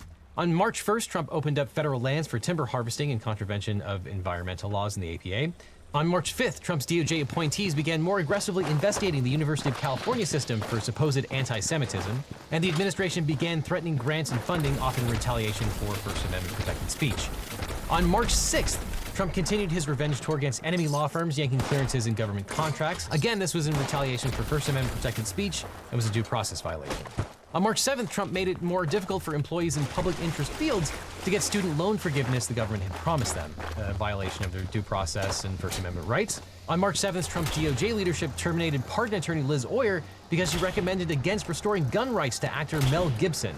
This was retaliatory in violation of civil service protections. On March 8th, Trump's DHS abducted and detained green card holder Mahmoud Khalil in retaliation for his First Amendment protected speech regarding the Israel-Palestine conflict. This was part of a larger pattern of detentions and illegal retaliation against student protesters, including Rumeysa Ozturk and numerous others.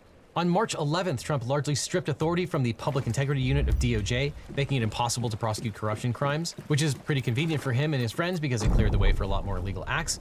It was also probably a violation of the Impoundments Act. Also on March 11th, in a Signal chat with Atlantic editor Jeffrey Goldberg, Secretary of Defense Pete Hegseth shared confidential and even classified information about impending military actions. Hegseth apparently accidentally added Goldberg to the Signal chat with pretty much every other U.S. national security leader. Holding these conversations over Signal, even without a journalist present, was a violation of federal records laws, the Espionage Act, and probably several other national security-related laws. It was also really dumb, and no one has been punished for this act.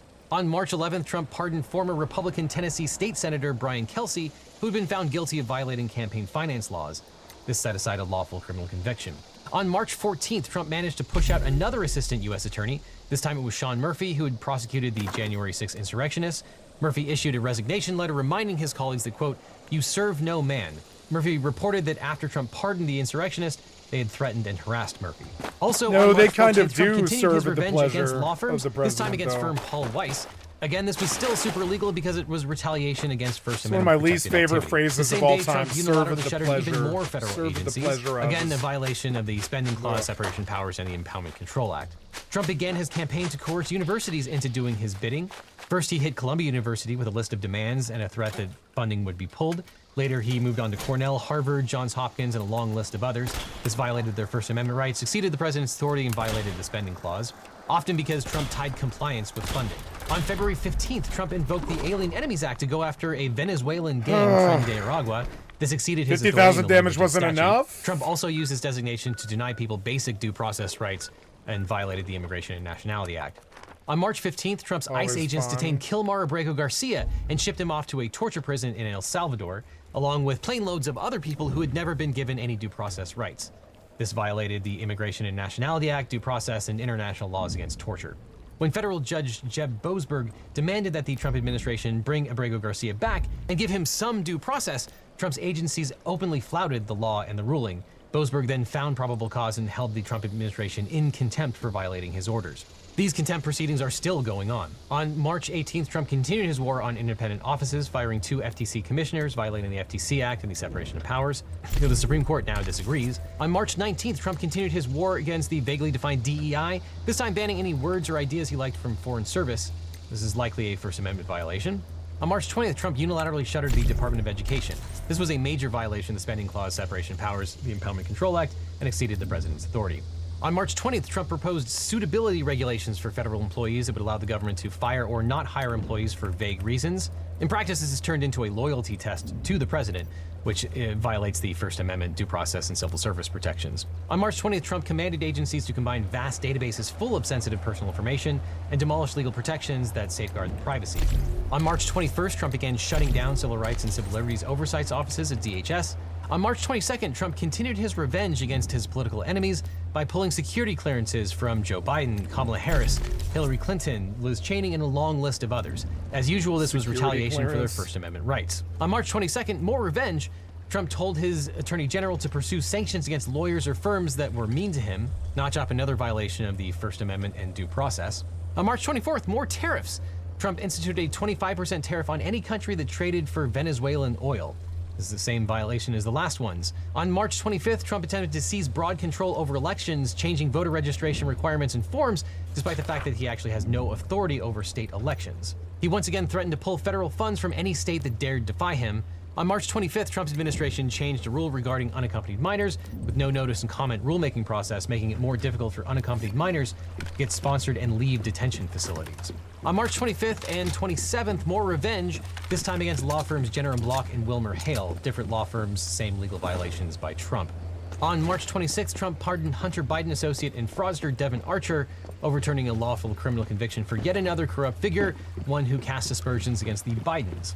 On March 27th, Trump tried to rewrite history, strong-arming the Smithsonian, national parks, and other public institutions to ignore the uglier parts of American history and instead focus exclusively on American greatness. This probably violates the First Amendment rights of the park rangers and employees of the museums, who are no longer allowed to tell the truth about the gruesomeness of slavery, the injustice of Japanese internment camps, or any other of the worst parts of American history.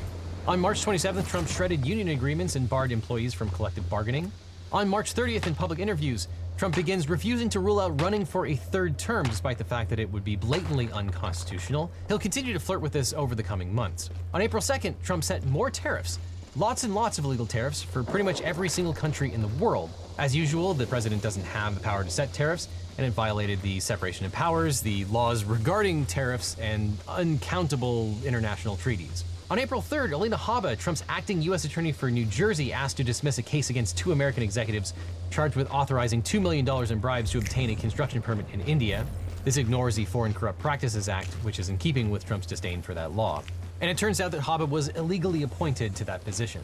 On April 4th, Trump once again unilaterally set aside the law that Congress passed barring TikTok, still a violation. On April 6th, Trump's DOJ fired career attorney Erez Ruveni after he refused to lie for the administration in court over its treatment of Kilbar and Borrego Garcia. On April 8th, Trump tried to unilaterally negate state environmental laws, threatening to sue states and preempt their laws and withhold federal energy funding from those that don't back down. On April 8th, Trump unilaterally deregulated coal and explored coal mining on federal lands in violation of existing laws and the APA.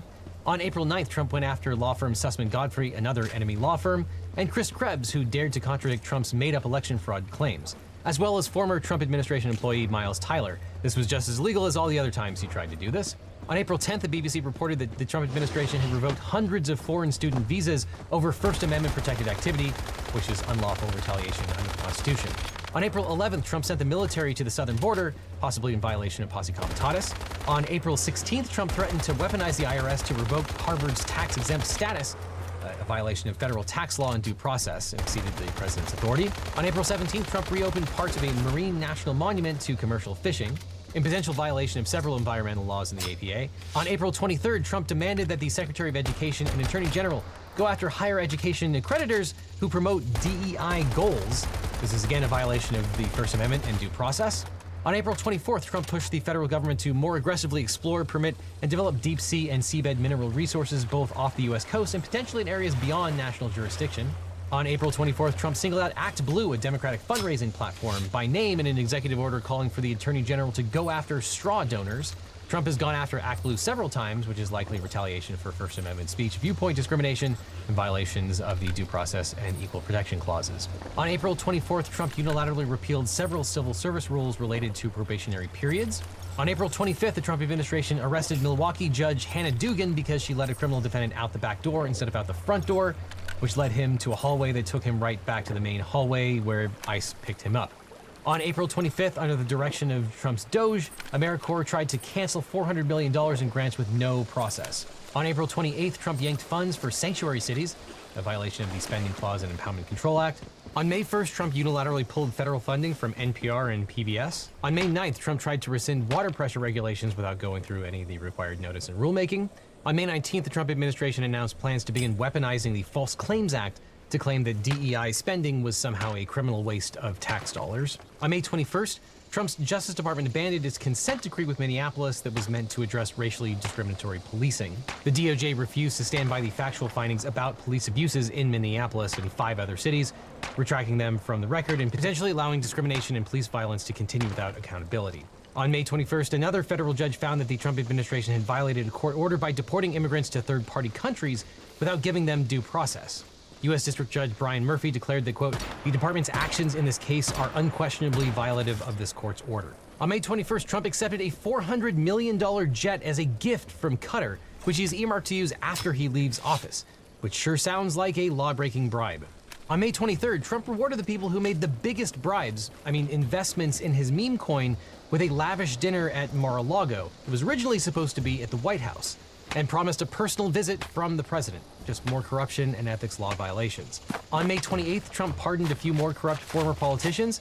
This time it was Michael Grimm from New York, who had been convicted of felony tax fraud, and John Rowland from Connecticut, who had also been convicted of corruption. On June 4th, Trump unilaterally created a travel ban for 9 countries. Also on June 4th, Trump just shut down foreign student visas. Often the denials were tied to pro-Palestinian speech, which is First Amendment protected activity.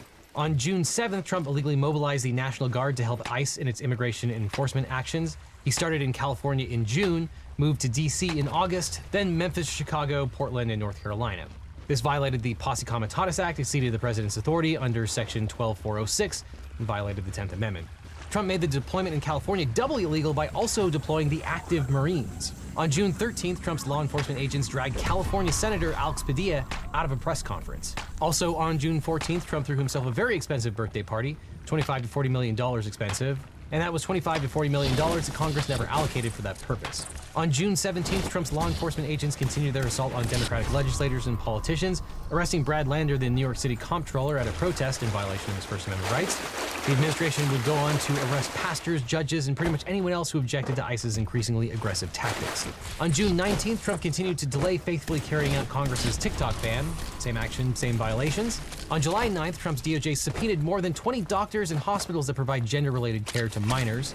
The subpoenas likely violated privacy laws by demanding patient information. On July 11th, Trump's Attorney General Pam Bondi fired another 20 prosecutors and support staff who worked with Jack Smith to investigate Trump. This was clearly retaliatory and violated civil service laws. On July 17th, Trump unilaterally amended civil service regulations with no notice and comment rulemaking, making it easier to fire federal employees for not genuflecting to him. On July 17th, Senator Rob Wyden publicly accused Trump of refusing to enforce the law and investigate Epstein's financial ties. Trump denied this but killed the financial investigation and mysteriously continued to withhold the Epstein files. Under fire for handling of the Epstein case, Pam Bondi has now reversed course on investigating the banks. On July 17th, Trump fired James Comey's daughter, Maureen Comey. This was an obviously retaliatory and politically motivated act. She later sued, claiming this was both unlawful and unconstitutional. When he goes to jail, they're going to talk about it for 10 years. Gabbard accused former President Obama of treason. This had no legal backing whatsoever and would be a retaliatory potential prosecution of a political enemy. On July 24th, Trump ordered the clearing of homeless camps and conditioned federal funding on cities doing his bidding to institutionalize and clear people. This violated states' rights in the 10th Amendment. Civil commitment procedures and local public safety laws are primarily governed by the state, not federal law. The federal government cannot compel states to expand their laws or amend their specific criteria for involuntary treatment. On July 30th, despite or maybe because of his prior unethical and corrupt actions, Emil Bovee, Trump's pick for an appeals court judicial position, is confirmed. Bovee had defended Trump in 3 criminal trials and had reportedly told his employees to disregard court orders. On July 30th, Trump continued to monkey with tariffs, eliminating de minimis duty-free provisions without congressional approval. On July 31st, Trump continued to mess around with tariff rates that he was not allowed to institute in the first place. Still illegal for all the reasons that we previously said. On April 6th, the bribes continue. This time it was a plaque from Apple with a 24-karat gold case. This joined a long list of other golden bribes, including a World Boxing Championship belt from Zelensky, a golden pager from Netanyahu, and a golden helmet from Japanese Prime Minister Shiba, a portrait from Putin, just give and a him gold gold crown all the from time. South Korean President Lee, and of course the Qatari jet. For ethics-related reasons, no ordinary government employee could accept any of these gifts, but the I jury's hate out on these ethics people who rules and buy loyalties to our the president. fucking On August 11th, Trump tried to take over the politicians. D.C. Police Department. The court quickly struck that down because it was a violation of the Home Rule Act and exceeded his presidential power. On August 14th, I want Trump's Border politicians to Patrol wear, Chief Greg Bovino showed up lapel with a group of cams. well-armed Border Patrol agents I think it's outside more of crucial Gavin we do that Newsom's to them rally than in what the LA Mayor police. Karen Bass called a provocative act, and lawyers might call retaliation or intimidation that chills First Amendment protected speech. On August 27th, in what is likely a politically motivated investigation, Trump's FBI searched John Bolton's house. On August 25th, Trump tried to make it illegal to burn the American flag. Too bad the Supreme Court has already ruled on this, and prosecuting it would be a First Amendment violation. On August 25th, Trump tried to fire Lisa Cook from the Federal Reserve Board. The administration falsely accused her of mortgage fraud to try and come up with a for-cause firing. On August 28th, Trump continued his vendetta against federal unions, barring more employees from collective bargaining. On September 2nd, Trump ordered the killing of 11 people in a boat off the coast of Venezuela. He claimed they were drug dealers, but there was never a trial or any kind of due process, nor any kind of congressional authorization, which is a massive constitutional violation and also murder. On September 8th, the Supreme Court signs off on racial profiling by ICE in the shadow docket, which sets the stage for ICE to continue using what are colloquially called Kavanaugh stops, where ICE detains U.S. citizens without probable cause. Generally, these are stops based on a person's race or use of the Spanish language. The Supreme Court has not yet weighed in on the merits of this decision, and it is likely a due process violation, and a violation of the Fourth Amendment. On September 15th, Trump launched a campaign to pressure networks to cancel comedians and commentators, and commanded FCC Chairman Brendan Carr to jawbone them, beginning with Jimmy Kimmel and later moving on to Al Sharpton, clearly retaliation for First Amendment speech. On September 15th, Trump decided to send the National Guard into Memphis. Though the governor approved, this would still likely be a violation of posse comitatus. A state court judge found that the deployment violated the Tennessee Constitution. On September 19th, Trump added an illegal and unjustified $100,000 fee onto all H-1B visa applications. On September 20th, in a clear First Amendment violation, Secretary of Defense Hegseth required members of the press to sign a new pledge. The pledge banned journalists from reporting on anything that Hegseth hadn't signed off on. Anyone who didn't sign it would be out of the DoD press pool. Only 15 reporters signed, and even Fox News and Newsmax opted out. Hegseth announced an entirely new, more compliant and right-wing press pool in October.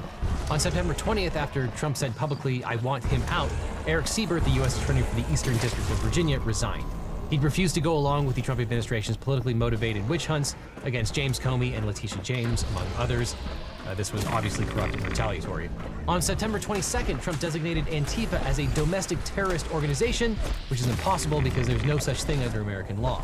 On September 22nd, numerous media reports claimed that the Trump border czar Tom Homan had accepted $50,000 in cash in a kava bag in exchange for plum government contracts. Homan denied he did anything illegal, but did not deny taking the bag of you destroyed America, and it was illegal. Into Homan's bribery.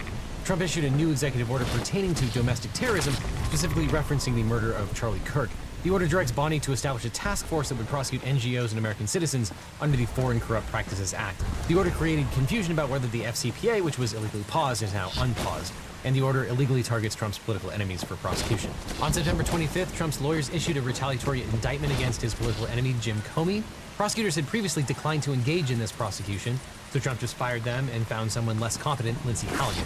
Trump is also trying to go after New York Attorney General Letitia James, Adam Schiff, and John Brennan.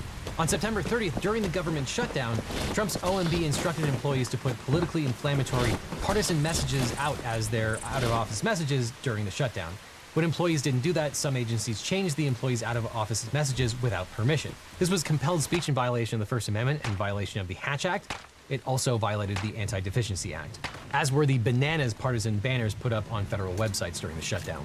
On September 27th, Trump declared that he was sending troops to Portland, again a violation of posse comitatus, and exceeded Trump's authority under Section 12406.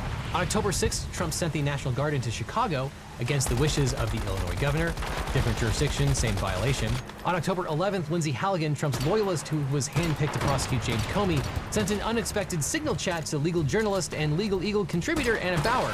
In between chastising Anna for her reporting, Lindsey teased information about the grand jury proceedings against Comey, which is a bizarre departure from the usual rules of prosecutorial decorum, as well as the federal rules of criminal procedure. Additionally, the use of Signal with auto-deleted chats was a violation of federal records laws. On October 15th, Trump's team planned an IRS overhaul to pursue left-leaning groups, clearly a violation of First Amendment rights. On October 16th, Trump used research and development money to pay the military, despite the fact that the government was shut down. This violated the Constitution and the Anti-Deficiency Act. On October 17th, Trump commuted the sentence to the world's most prolific liar, former Republican U.S. Representative from New York, George Santos. On October 21st, reports are that Trump tried to force the DOJ to pay him $230 million for its prosecution of his illegal acts. This seems like an obvious conflict of interest and ethical violation, and if his minions in the DOJ approve this, it would also be well outside the usual bounds of the Federal Tort Claims Act. On October 23rd, Trump expanded his murderous strikes to non-adjudicated drug traffickers and civilians on a vessel in the Pacific, killing 5 people. Murder is still illegal. On October 23rd, Trump illegally ripped down the historic East Wing of the White House. Trump also illegally accepted gifts to help fund this act of vandalism. The funds to do any work on East Wing have not been approved by Congress, another violation of the Anti-Deficiency Act. On October 23rd, Trump's DOJ indicted Democratic congressional candidate Kate Abu for her involvement in protests at a federal immigration facility outside of Chicago. On October 24th, Trump accepted an anonymous $130 million donation to circumvent Congress's government shutdown. This is another violation of the Anti-Deficiency Act. On October 24th, Trump killed 6 more people in another boat strike in the Caribbean. This was his 10th strike. He's up to about 64 people now, but murder is still legal. On October 25th, Trump appeared to be starting a war with Venezuela without any congressional authorization. On October 25th, Trump declared that he's going to send his people to monitor elections in California and New Jersey, which sure looks like unlawful voter intimidation. On October 28th, more retaliatory actions at the DOJ. This time, Trump's DOJ put 2 prosecutors on administrative leave because they had dared to mention in a memo that a guy who threatened former President Obama had reposted one of Trump's Truth Social posts, which had Obama's address. On October 31st, the Trump administration published a rule limiting public interest student loan forgiveness for anyone it decided was working for political enemies. On November 3rd, Trump sat down for an interview with 60 Minutes, which was then heavily edited, likely at his request, and probably because he filed a First Amendment violating lawsuit against the network last year for releasing an edited interview with Kamala Harris because they had edited it. On November 4th, Trump said he planned to ignore a judge's order that his administration pay out SNAP benefits during the government shutdown, which would be contempt of court. On November 4th, Trump was sued for months of inhumane conditions at the ICE facility in Illinois. These conditions have been repeatedly noted by judges and advocates across the country and violate due process and the 8th Amendment prohibition against cruel and unusual punishment. On November 10th, Trump continued pardoning his buddies. This time it was Rudy Giuliani and others accused of the plot to overturn the 2020 election. On November 16th, another murder strike by the Trump administration, this time in the Eastern Pacific. The estimated murder count now stands at 83. On November 17th, Trump threatens to launch strikes against Mexico. Again, Congress has not approved any wars. Strikes on November 18th, against Congresswoman Mexico. Summer Lee launches an investigation into the Trump administration's choice to drop investigations against You companies are including crazy. Boeing and politically connected CEOs. An investigation by Public Citizen found that 30 corporations that faced federal investigations by the DOJ collectively gave $29.5 million to President Trump's inauguration fund. On November 18th, news breaks that the Trump administration had intervened to protect accused sex trafficker and professional misogynist Andrew Tate. Federal authorities were chastised for seizing Tate and his brother's electronic devices and told to return the devices to the suspects. On November 18th, Trump threatens ABC's broadcast license after an ABC reporter dares to ask Trump about his ties to Jeffrey Epstein. On November 19th, news breaks that apparently Lindsay Halligan and the Trump DOJ never actually presented the Comey indictment to the grand jury. They apparently can't even do politically motivated prosecutions, right? On November 20th, Democratic lawmakers who were members of the military and intelligence community made a commercial telling service members they have a duty to defy illegal orders. In response, Trump made a series of threatening posts on Truth Social calling for Democratic lawmakers to be punished with death for seditious conduct. These are the kinds of statements that would get anyone else arrested or at least investigated for terroristic threats or assault. But given presidential immunity, I guess it just doesn't matter. Trump said these members of Congress should be killed. He posted seditious behavior punishable by death. The Pentagon then launched a retaliatory investigation into Senator Mark Kelly. So there you have it. Those are all the crimes or arguable crimes, illegal conduct, and corrupt acts that we could put together. I'm sure we missed some. If we did, please let us know. We'll update the list and probably do this at least every year. And the next 3 years are going to be a rough ride for the rule of law. Of course, some of these acts have been ratified by the Supreme Court, and I'm sure that others will be in the future. Some are stuck in litigation. And of course, if you are fighting any of these acts by the Trump administration, you're going to need a good lawyer. Luckily, I know a guy. Now, all this highlights why it's so important to get a great lawyer when you're dealing with your own case. Now, after I started this channel, every week I'd get hundreds of comments and emails from viewers who are dealing with legal problems. And they'd ask, can you help me find a lawyer? Or how do I know if this attorney is any good? And there's a massive gap in our justice system. It's that people don't know how to find the... Fucking annoying. the right lawyer for their specific situation. They're scared, they're overwhelmed, and they end up doing nothing or hiring the first attorney who calls them back. And that really bothered me. So I started to wonder, what if there was a different way? What if we could build a law firm that actually lived up to the values that I talk about on this channel? Transparency, accessibility, and putting clients first instead of chasing billable hours. A firm where you don't need to pay anything up front, and your lawyers only get paid if you do to maximize your opportunities for justice. So a few years ago, I decided to fix that problem. I decided to start my own personal injury law firm. And honestly, it wasn't an easy choice. But I realized I was in this unique position. I had this platform, this community, and the experience. Not to get rich, trust me, there are easier ways to make money than starting a law practice. But we did it because access to justice shouldn't be a luxury. Because finding the right legal representation shouldn't feel like playing Russian roulette with your future. And when you work with my firm, you're not just getting a lawyer. You're getting a team that understands that behind every case is a real person with real stakes. If we can't represent you, or you're in a state where we don't practice, we'll take the time to try to match you with an attorney in my personal network of lawyers. A national network of some of the best lawyers in the country who actually specialize in what you're going through, located right where you are, not just whoever happens to be available. So if you're dealing with a personal injury, a car crash, a data breach, sexual harassment, a social security or workers' comp issue, give us a call at the number on screen or click on the link below. Now, I can't represent everyone that watches this channel. I wish I could, but what I can do is make sure that when you need legal help, you have somewhere to turn to that you can trust. So whether it's me handling your case or the incredible attorneys we've partnered with, you'll get the same principles of honesty and education that we bring to every video. And if you're dealing with a legal issue and you're not sure where to start, check out the link in the description. Let's have a conversation about how we can help you find not just a lawyer, but the right lawyer for your situation. Because at the end of the day, that's what this is all about, making sure that when life gets complicated, you don't have to face it alone. Which is why when you need a lawyer, you don't just need a legal team, you need the Eagle team. I love custom. You can just use whatever guns and ammo you want. Or... Do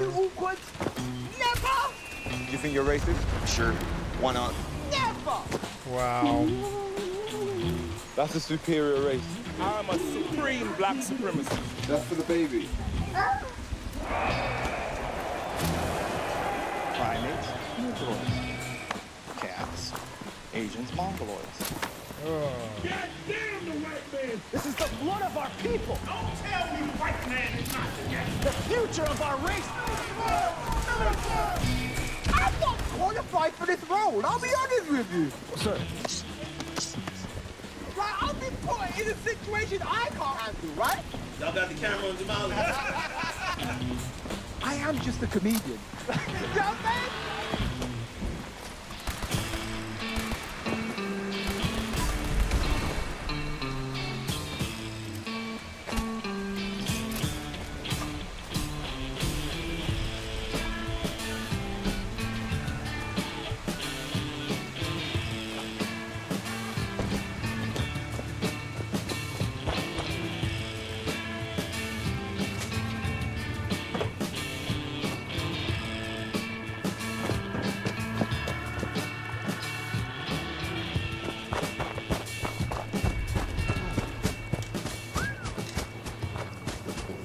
Hello, sir. How are you, sir? Can I come in, please? Yes, you most certainly Thank can. you so much.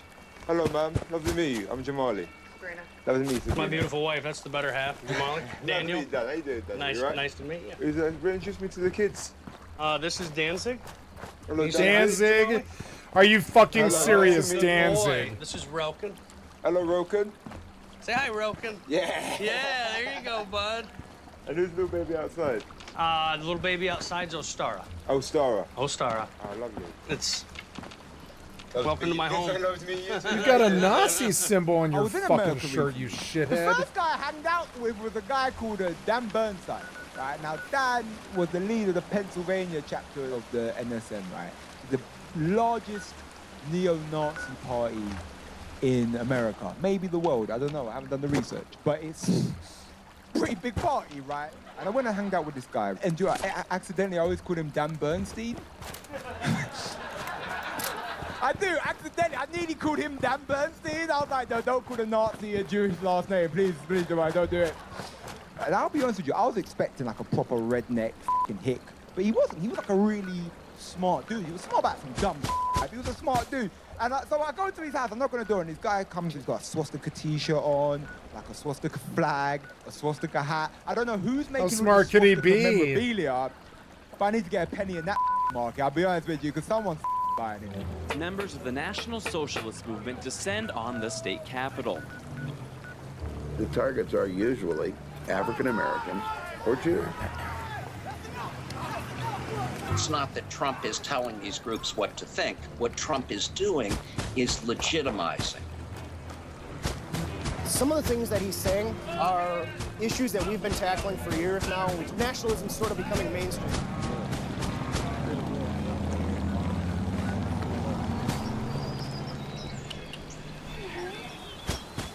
Is that your dog? That's Adolf. Was it named after Adolf Hitler? I'd say in adoration of it. You know, we know we're not going to name one of our children Adolf. If it was up to you, would you name one of your kids Adolf? If the world was different, perhaps, you know. Fair enough. This man has a sick How obsession. do your neighbours feel about you flying swastika flags? It's 50-50. Yeah. This made by your kid? Yes. Drew your swastika? Yeah, he said, stick this on the truck, Daddy. Yeah, it's Daddy's boy. Did you teach your kids National Socialism ideals and that? Yeah, I try to keep it as child-friendly as possible. You know, being a nationalist doesn't mean you're a racist. It means that you embody your own culture. Me, I'm anti-Zionic. You know, I believe the same controls that I have over me have affected your life the same exact way. You know, a demonstration of our power, or the Jewish power, to take Hillary Clinton when we go, say, in the Middle East and we take 2 countries and do peace talks. What are you talking about, Delulu? I don't even want to hear you speak. What the fuck are you talking about, you fucking moron? How smart could he be? That is a moron. Nothing he was saying was even remotely intelligent. The Odysseus is a curious vessel. At a glance, it does it all. Scanning, hacking, gas scooping, rolling, and erratic. It's even got a covert cloak and a 0-point mass entangler allowing passage through any wormhole. But in my experience, ships in EVE Online tend to be chosen as role specialists, and the Odysseus looks more like a jack of all trades. However, non-specialized ships with lots of roles do exist, like the strategic cruiser, Rorqual, carrier, and even command destroyers. But quite frankly, none of them come close to the apparent breadth of utility offered by the Odysseus and its ostensible efficacy with each of its functions. The purpose of this video is to break down what we know about the ship, compare it to other vessels which perform similar roles, and eventually determine who might want to actually use such a ship for something beyond its aesthetical value. I hope you enjoy. Right off the bat, it appears that the Odysseus is interpolated between 2 other ships, the Stratios and the Nestor.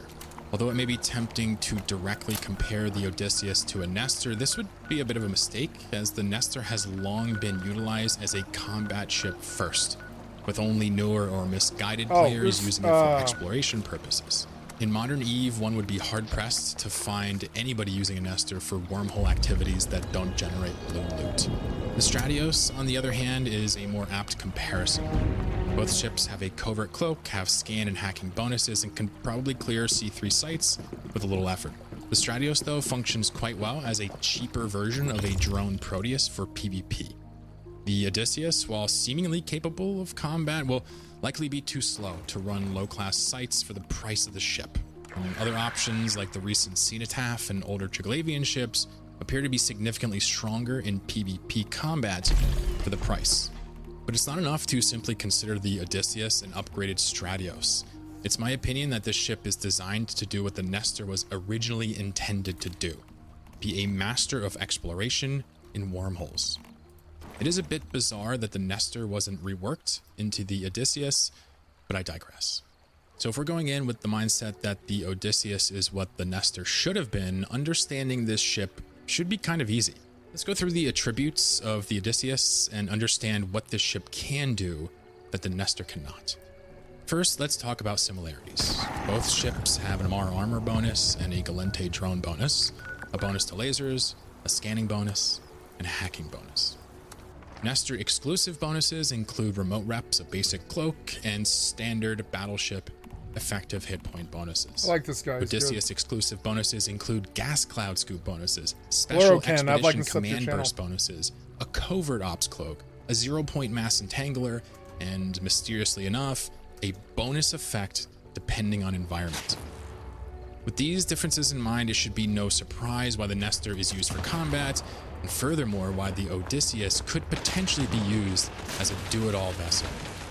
So let's dream a little bit about the various roles that the Odysseus can perform. It can certainly be used for combat, and it will perform better than the Stratios, which is already capable of doing Class 3 wormhole sites. There's almost no chance that this ship will be picked specifically for combat, as many better options exist in a vacuum. However, it's worth understanding that the Odysseus can rat before we move forward. The Odysseus can hack, but it's about as awkward as a strategic cruiser or a Stratios for this job. It can scan the site down and warp off and use the covert cloak to come back and grab a box or two. However, the Odysseus will align more slowly than Stratioses or strategic cruisers, so it's doubtful that this ship will ever be picked strictly for hacking purposes. However, it's worth recognizing that the expedition command burst on the ship might make things like group hacking, ghost sites, and sleeper caches easier, but most capsuleers solo this, so it doesn't really seem that useful even if it's tuned well, pending some new type of hacking content. The Odysseus can scoop gas and boost other gas harvesters. This is a particularly cool role that's traditionally been played by 3 other classes of ships in one whole space: the Porpoise, the Gnosis, and command destroyers. Porpoises and the Gnosis are used largely for perching on top of gas clouds or just sitting in the middle of them. And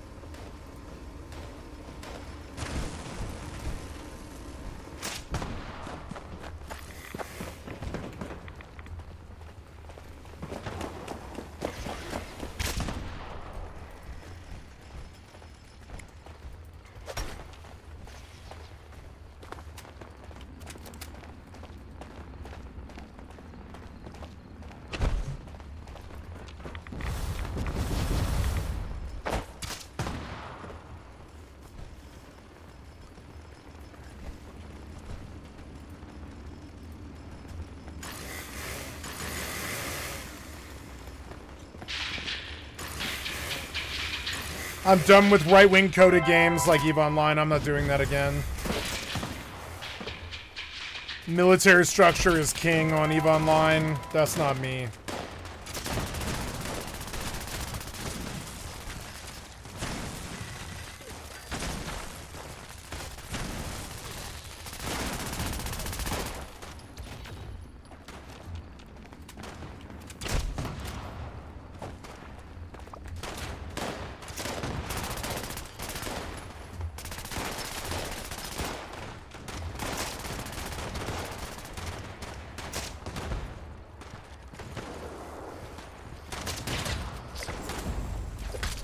Nice, muted state a public event. It was a daily.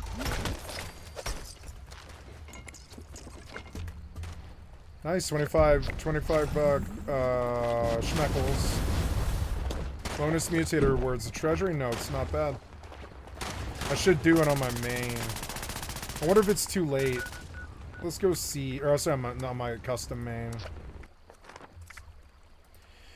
I think I'll let 76 take the place. I'll let Once Human and 76 and sort of take the place of EVE Online and FFXI. I want modern games that are supported. EVE is too toxic. It's gotten to me. It finally got to me. It took me years and years and years to understand why my best friend stopped playing it.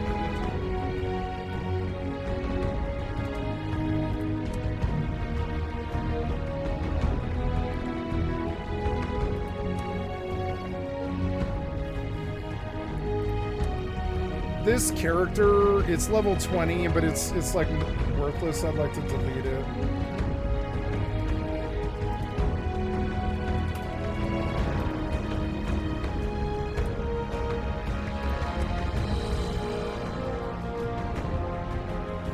I don't like high risk.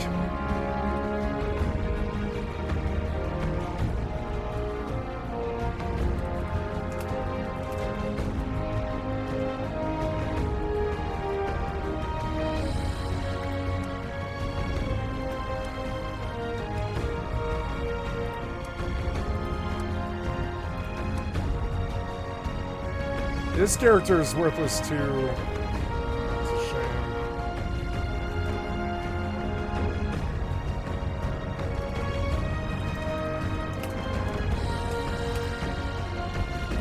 Yeah, it's not the fall anymore.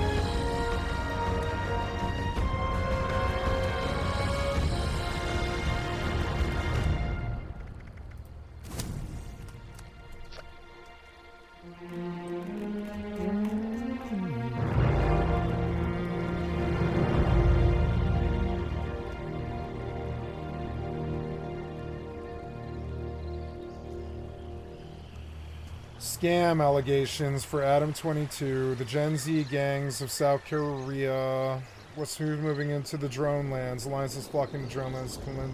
Conflict and collaborating, heating up. What the hell are you talking about? Oh, it's Eve. I'm not interested in Eve anymore. I'm terribly sorry. Sorry. RTS is not back. It's fucking dead. What the fuck are you talking about? There's no game in the RTS scene that's even remotely, besides like Manor Lords, or whatever, Manor Lords or whatever it was. There's like one strategy game in the RTS that's doing well. Oh no, Hong Kong fire. Bipartisan pushback to White House envoy. Charges against Trump GOP allies in Georgia election interference case dropped. Wow. Charges against Trump and the GOP allies in Georgia election interference cases dropped. Wow.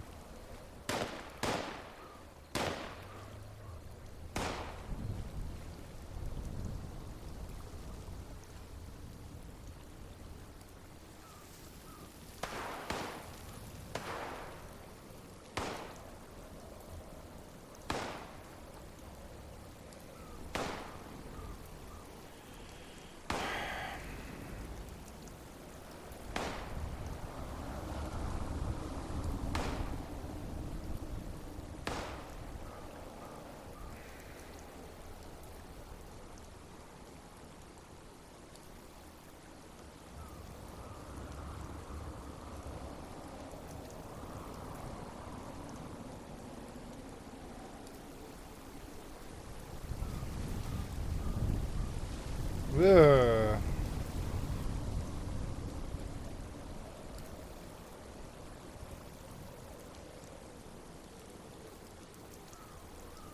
The Saboteur.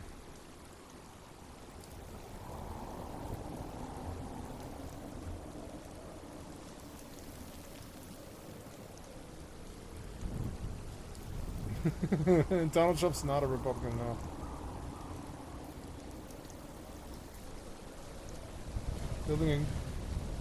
Building the greatest naval empire. He has 2,000 views.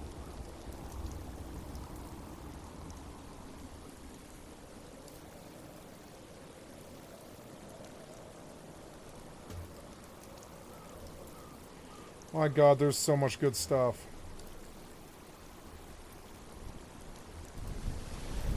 Arc Raiders when? Ellen wants to play Arc Raiders, but I'm on dispatch mode right now, so I told him I probably wouldn't do Arc Raiders today, but maybe on Friday. Arc Raiders is voice AI slop though? Yeah, I've heard about this. I've heard that Arc Raiders also utilize AI or something.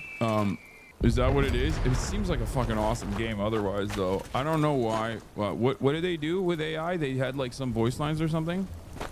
Made AI voice changers with consent of voice actors.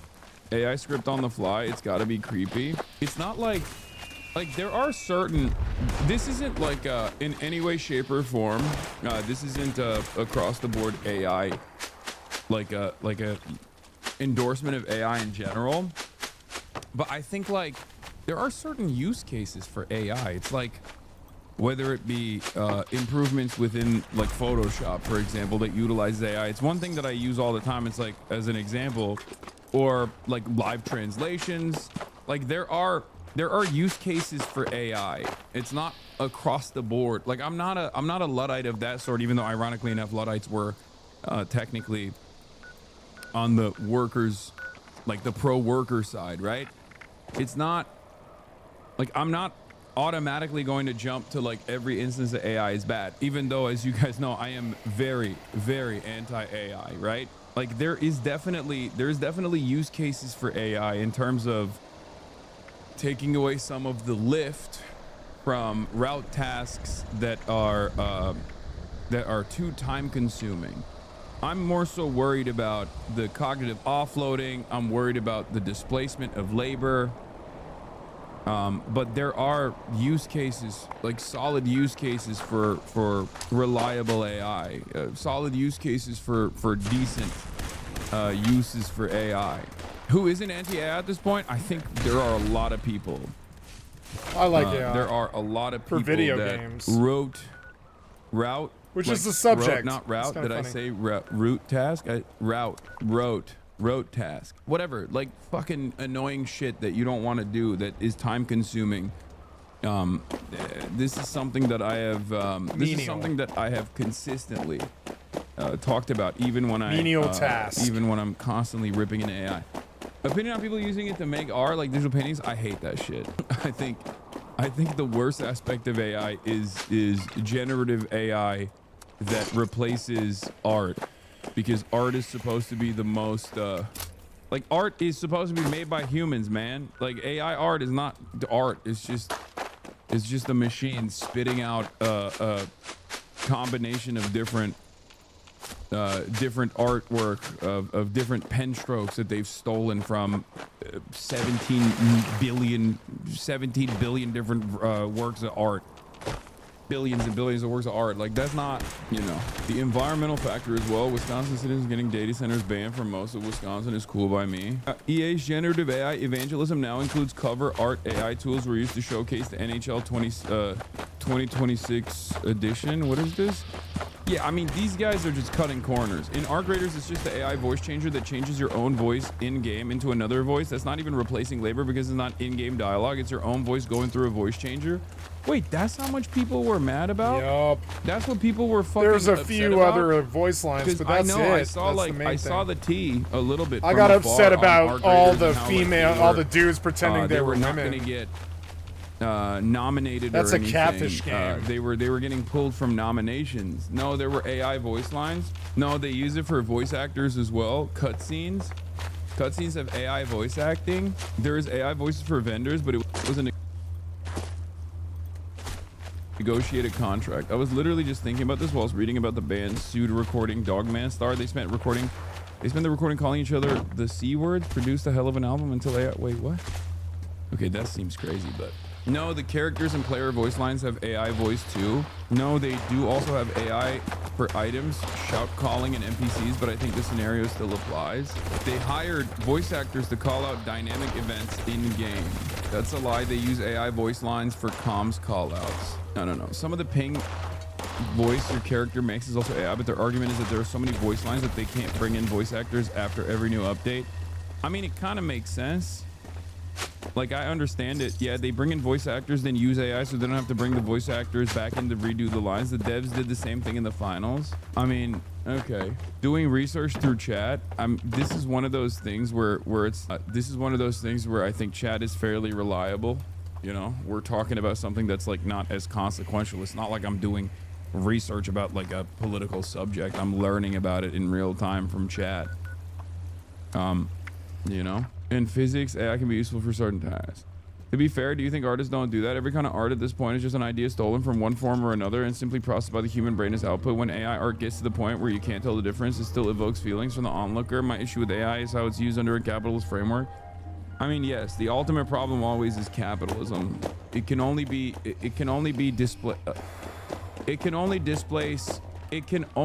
displace labor under capitalism. Having said that, I do think you're still wrong. A dogshit doodle of a 5-year-old still has more humanity in it than an automated machine giving you an output that you require. Okay? So I think you're wrong, because the very essence of art, something that is almost inexplicable, but the very essence of art is that it is a human that makes it. Okay, it's almost like the closest you can arrive at conceptualizing the soul, and a robot lacks that. I'm not a very spiritual person, but this is the one area where I personally think that it is like what makes us human. Art is what makes us human. It's ironic because the soul isn't real, brother. Okay, don't get all fucking annoying atheist Andy, okay, with me. I'm just saying that although I'm not a spiritual person and am not like committed to the concept of a soul, I'm just saying there are still inexplicable things about humanity that even science has not been able to address, and what makes us human beings or what I am conceptualizing as the soul is best reflected in fucking art. Also, I think we can all agree that the one aspect of robots and automation was supposed to be that, like, we do the art and the robots do the fucking boring shit for us. How did we flip this where the robots are doing the art and we're still relegated to doing the boring shit? What the fuck? Will this take change if we get the true AI that is indistinguishable from consciousness? Not that this AI is even a fraction of that. Yes. Yes, if it was literally like complete, actual, real artificial intelligence the way that we understand it, then yeah. You should do one stream with emote only, chat, so we can see how much of your anger is because of your dumbass shatters, Hassan. I mean, you already know that. That's like called me. That's called me on a podcast, or me speaking at an event where I don't have immediate feedback from the most aggressive chatters of all time. In any case, what you're describing is an entirely separate piece of technology that doesn't even exist at this moment, and who knows what the world would look like if it did actually exist. So we can only entertain it as a hypothetical. But as far as creativity goes, as far as like our personal human experiences goes, I think that there's like, we're different than a machine, right? Our imperfections is what makes us human, and ultimately our experiences are the work that we put in to become artists. Every fucking stroke of the pen is work that plays a formative role in your output. All of your lived experiences play a formative role in your output. That's what makes art art. And the machine replacing this is not like, I don't know what it is, but AI is becoming indistinguishable from, generative AI in some respects is becoming harder and harder to fucking figure out. Okay, stop being utopian. Art is whatever you think is art. Tackle AI from a materialist perspective. Hassan, do you think dialectical materialism is just vibes? Art is whatever you say is art, even if it's soulless. Art is a superstructural construct. It is whatever you want it to be. Tackle it from a materialist perspective. Labor, capital, enclosure, not the spiritual angle. Come on, dog. I think it's fine to allow yourself to feel a little bit, okay? That is the most I already have given you my materialist framework, okay? In terms of the damages of AI, it specifically is it's a damaging construct because it is being developed under a capitalist organization of the economy, which means that it's used as a labor displacing mechanism in an effort to draw out higher profit margins. Having said that, however, in terms of like art in and of itself, like what makes art, or what makes the things that you look at, yes, it is subjective. One argument is art is whatever makes you feel things. Okay, well, AI art makes me feel nothing, or it makes me angry.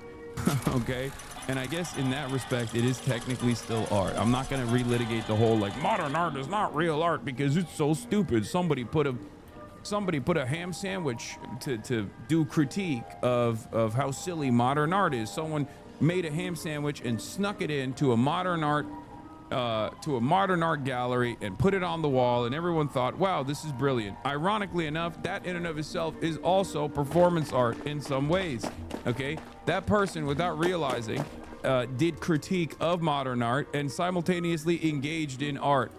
But again, that person itself was a human being that put thought and effort and the initiative into this critique. I think I saw a deepfake of you that Lonerpox reacted to and blew up at you for like 2 minutes. You were saying something about Jews working in the Nazi party. It was super out of context, but something about it felt really not right.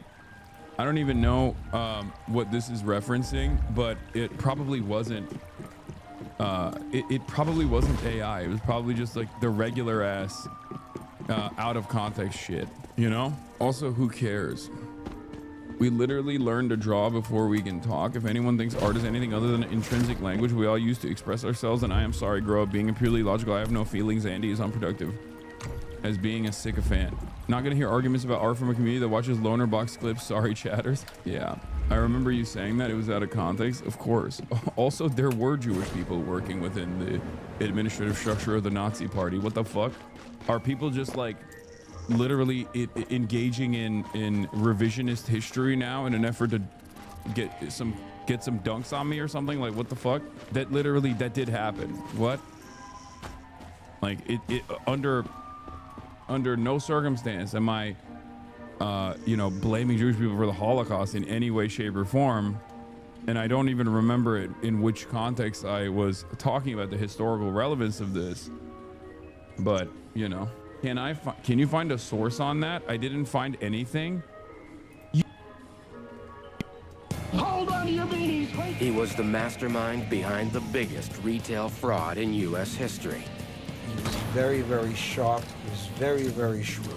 And used techniques investigators had never seen before. He had more fires and floods than the Bible. He had ingenious tricks in order to defraud investors. He was such a larger-than-life Brooklyn Fonz that he fooled Wall Street into thinking that they were fooling him. And vanished with hundreds of millions of dollars. What? Find out how he did it. Next on Masterminds. What?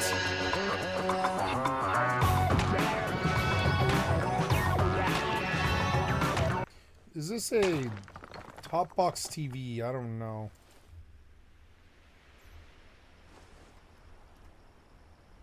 I don't know. Seems DMCA.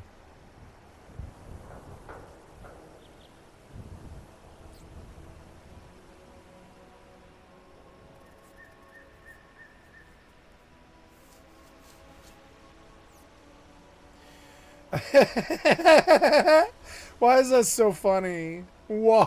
I have been playing multiplayer games religiously since I was a shitty little squeaker boy. You see, one day I moved to a country where I could finally have access to a most hallowed and fabled thing, the internet. Suddenly a whole new world was revealed to my underdeveloped little mind. Counter-Strike, Team Fortress 2, Unreal Tournament, Halo 2. I was instantly hooked. My tiny child brain could yeah, I not kind of had a fathom weakness to all of these the as world well. of possibility that the Then I got internet better would open up for me. at when it this, came to and I started gaming. playing WoW. I'd already fallen in love with single-player titles. Half-Life 1 was the first game I ever played from start to finish, and Combat Evolved was my first ever console game. So you could say I was already in too deep not Secrets to of be sinking. Mana. Multiplayer, however, it changed. I'm just kidding. Everything. Way older than that. See, Super I Mario was Brothers. always really No, Duck Hunt. antisocial. Duck Hunt was Not out of was my some first game, I awkwardness believe. in my Yep, own Duck nature Hunt. or an inability to make friends or communicate. Duck If Hunt was my anything, first game. I was like 8 literally years no old. shape, and I'm near incapable of feeling social anxiety. It was more a case of I have always been very picky with who my friends are. The internet changed this. Suddenly, I was hopping from lobby to lobby, making friends with everyone. From fellow squeakers like myself, mics peaking every shrill cry and swear, to people 3 times my age, juggling their free time so they could get one more game on Halo before the wife got back home with the kids. This was, quite frankly, a golden age. From full Xbox parties on COD, where everyone was discovering a plethora of new mother-related insults, Yeah. to entire You know what? You know what it wasted on is? Halo It's custom because games we and were toys. young. Infection, We're not young fat anymore. It'll gender. never feel like If that your anymore. brain could think it, the I don't try community to would make have it feel like that. already made I'm it. very surprised To when this it day, does. there has never been a more welcoming, And honestly, I fun think I probably get more atmosphere in moments like online that than gaming, most people. at least in my Because I'm just like, no, I'm not I going still back to my youth cherish many of the again. memories I like made new games. playing in these lobbies. And some I of kind the of people I need met, them. I'm still friends with to this day. So when did it all go wrong? When did all of what made multiplayer enticing and joyous to me finally curl up and die? Well, I assume you're at least somewhat literate, since you're operating your device of choice and clicking this video. So you already know that that's what we're going to be talking about, in real explicit detail. The money game. The first point probably isn't news to anyone. In fact, it's an inescapable reality of our current video gaming industry, and unfortunately capitalist society as a whole. Money talks, baby. Oh yeah, we're starting with good old-fashioned dirty greed. Have you noticed that as time goes on, you're unlocking less and less and less and less in your online shooty bang-bangs by actually playing the game? Is it starting to irk you that we once had games with fully realized progression systems where you'd unlock, through actual playtime and enjoyment, a variety of class options, weapon attachments, cosmetics, and other stuff that just made you feel that dopamine hit non-stop straight to the veins? Well, fear no more, little ones. Papa Greedy Publisher is here, and he's going to make sure to protect you from that scary, scary dopamine. No, no, no. You shouldn't be allowed to feel the rush of progression and increasing customization without forking out some money.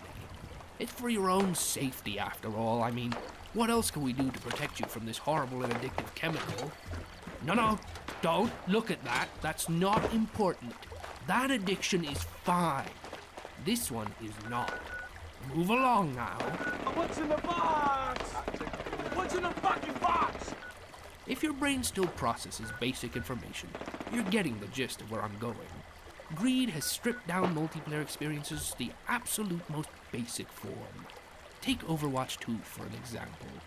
They've removed the terrible loot box system, at least at the time of recording. You know, the one that encourages gambling in children. And what do they replace it with? Ah, right, just hard cash. You don't earn jack shit anymore in Overwatch 2.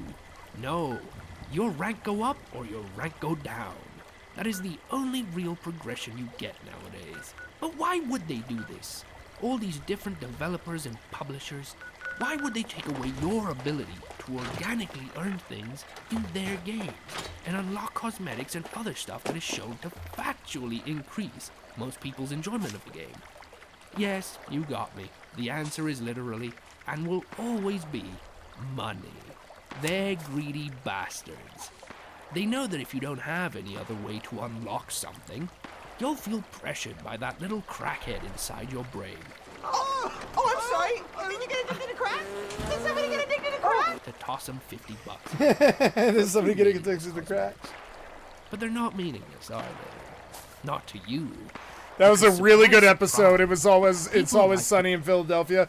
The gang gets addicted to crack, which was actually so fucking funny. Like, there's this hilarious scene where they're like sitting on the hooch. There's the stoop. They're like on the stoop, and they're like dressed up like they're like all dusty from the inner city ghetto and shit. And they're like listening to a boombox, and they're like they smoke crack upstairs, and they've come down to sit on the fucking stoop, and the song comes on, and they're like both rapping it, like it's I forget who it is. I think it's Mac and fucking oh god, what's her name? I can't think of her fucking name. It's Mac and D, and they get addicted to crack, and they're like sitting on a stoop rapping to like I forget who does this song, but they're like, you got what I need, but you say you're just a friend. You say you're just a friend, and they're like they just smoke crack upstairs, and they're like sitting down there, and they're like rapping to a boombox and shit. I actually really loved that episode. Did you get addicted to crack? Did you get addicted to crack? Personality through their online personas. So, easy money, suckers. You want access to the things that will allow you to differentiate your character from everyone else's? Cough up the dough, buddy boy. Cough up the This dough. isn't progression to me. It's not even No, close, and it no. simply doesn't give me the same dopamine hit that the good No. old days on Halo unlocking recon through Vidmaster challenges Ugh. did. What? The feeling of hitting max rank in Modern Warfare 2, the old one, and having access to every weapon in every loadout because I had earned it by playing the damned video game. I don't have fun in the long run if there is no tangible progression in the game. I simply get bored and I leave. I can only play the same maps over and over and over again, with nothing changing, so many times, before I just don't care anymore. Before every angle and every tactic is old hacked. But progression used to at least provide some incentive to keep playing, to try different crap and experiment. No more. I know what some of you have been shouting at your screen, but oh great and venerable law, what about season passes? Don't those offer you some sort of progression? Well, wouldn't you know it, little guy? I was about to get onto that right now. Season pass systems and FOMO. I don't think there is a single implementation of a system into video games that I hate more or will ever hate more than the season pass. I know. That was a really hard Yeah, I kind of hate season passes myself. I really dislike them. Season passes. Because they've never been good. They've never had a good one. Nope. Can't think of a good one. Predatory loot boxes and I think the Fortnite season pass is pretty good because you're just playing the game anyways. But it never should have cost money ever. And I think they did lock that behind Fortnite Plus or whatever the fuck their monthly is. The only battle pass I ever thought was actually good was Fortnite. But I mean, if they charge money for it, it's worthless. Gambling systems. And yeah, you're not wrong. But that doesn't invalidate the new, and to me, much more infuriating issue that they create. Stick with me here. I know most of you are probably too young or too lazy to have ever worked a real job. Trust me. What? I feel you here. Work sucks, which is exactly why season passes also suck. Let me try to put this into simple words. I already have to work a job. I'm already lazy, yeah, and I'm not going to do your season pass. Every fucking minute. He's right about this. I don't want a second job, or a third, or a fourth. That's what season passes are. Yeah, that's what season passes are. Publishers started feeling the gambling heat when it came to the loot boxes, so there needed to be a new system. One that was still just as predatory and unfun, but at the very least didn't encourage an entire new generation to become gambling fiends. Don't worry, we have like the Fortnite kids to help with that anyway. Well, here comes Fortnite. Yeah, do the funny dance emotes. Woo! Yeah, looking at Kratos do the Macarena is so dumb. Fortnite arguably popularized the season pass system, where you'd buy a pass for each season and unlock stuff while playing a game that was, of course, free to play. Look, I'll give Epic it makes sense for until Fortnite, the day I die. It makes sense for Fortnite, though. You actually complete their pass relatively quickly. It's not the worst deal in the world. At the time, it was a big step up from loot boxes, especially if you knew you'd sink that time into the game anyway. The issue arose when more and more other games started adapting the same system. You see, when every fucking multiplayer game in existence implements a season pass, suddenly you're starting to run into an issue. Time is precious. At the very least, mine is. You might not value yours at all, but that's your problem. If you play more than one, or even two multiplayer games actively, then you suddenly experience this dreadful thing that is clearly 100% intended by the devs and publishers. Good old fear of missing out.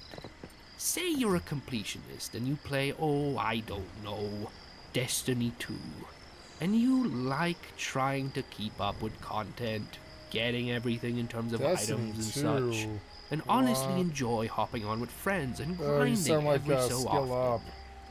Now, imagine a season pass system suddenly shows up, and you now have a limited time every season to either play Destiny 2 enough for it to almost feel like work, or miss out on loads of shit. Worse though, it's shit you've paid for, that if you don't complete in the allotted time, is gone forever. Now I get it, the effect this has on many is the intended one, which is they start grinding like crazy and burning insane amounts of time on these games, because the fear is too strong. They need it. They need the time-limited cosmetics and items that will disappear into the void forever. They need the crack cocaine. I don't need it. I don't need it. I definitely don't need it. I don't need it. I don't need it. I don't need it. I don't need it. I need it! I don't like feeling pressured to play a game when I don't want to. I don't like that stopping for a few months just to do other shit, you know, like real life shit, means you can miss a bunch of crap that will forever remain empty on that in-game tick box of stuff you want to collect. You need crack in your pipe, you know? The only effect season passes have ever had for me is that they make me drop a game, almost permanently. I'll come back for large expansions and maybe play it when my friends are on. But I will lose literally all drive to go and run on the hamster wheel for measly rewards because, oh no, time is running out. It is the quickest way to sour me on a game that is otherwise an enjoyable experience, to somehow turn what should be the enjoyment of playing into the same feeling I get when I have deadlines for work. I don't want or need a second job. And any video game that tries to make itself into more of a job than a game for you, this shit isn't worth my time. Look, it would make sense. I think that's how I feel now. Yeah, it's weird to hear him say what I, and this is 2 years old. He reached it a lot faster than I did. I remained enchanted by the fog or whatever. I was completely enshrouded in the fucking video game industry.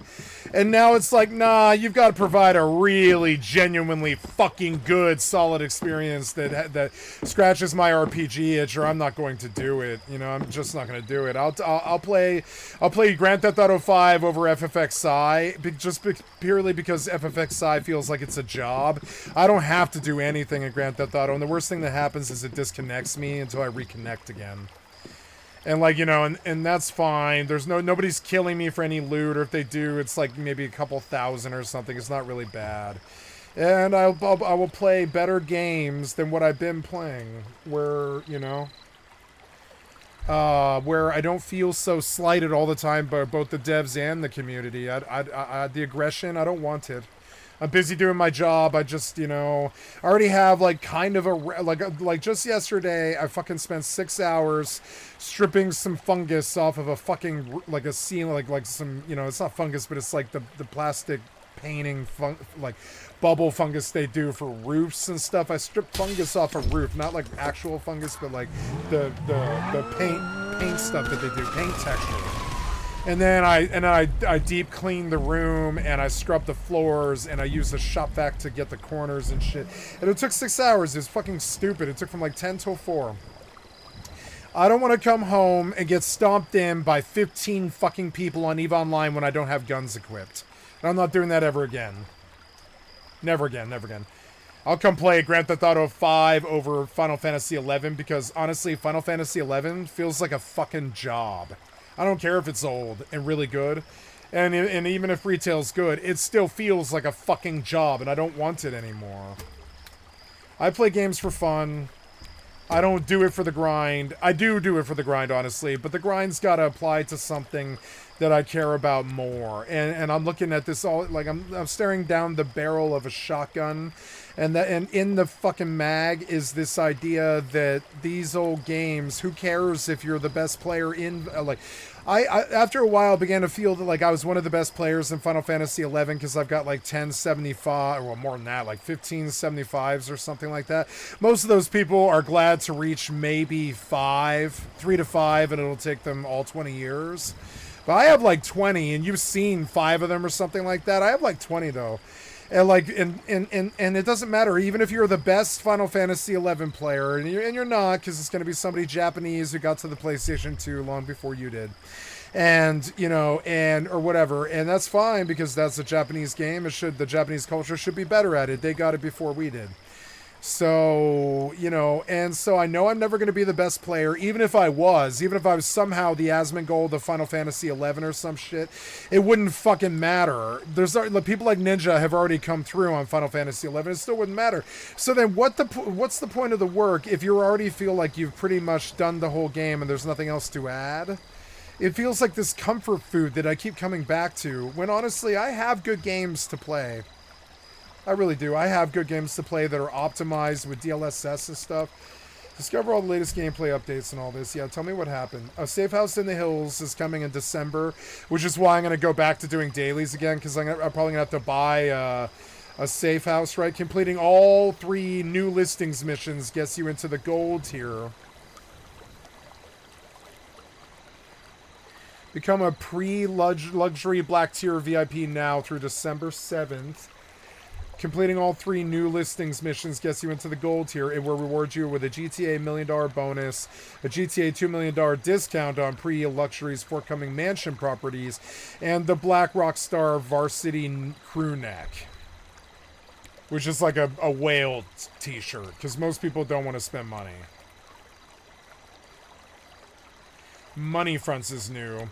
Oscar Guzman flies again. Agents of Sabotage. I don't care about this PvE stuff. I really don't. But it's nice that it's there. And I liked their Kaya Perico zombie stuff. That was my favorite version of everything they've done.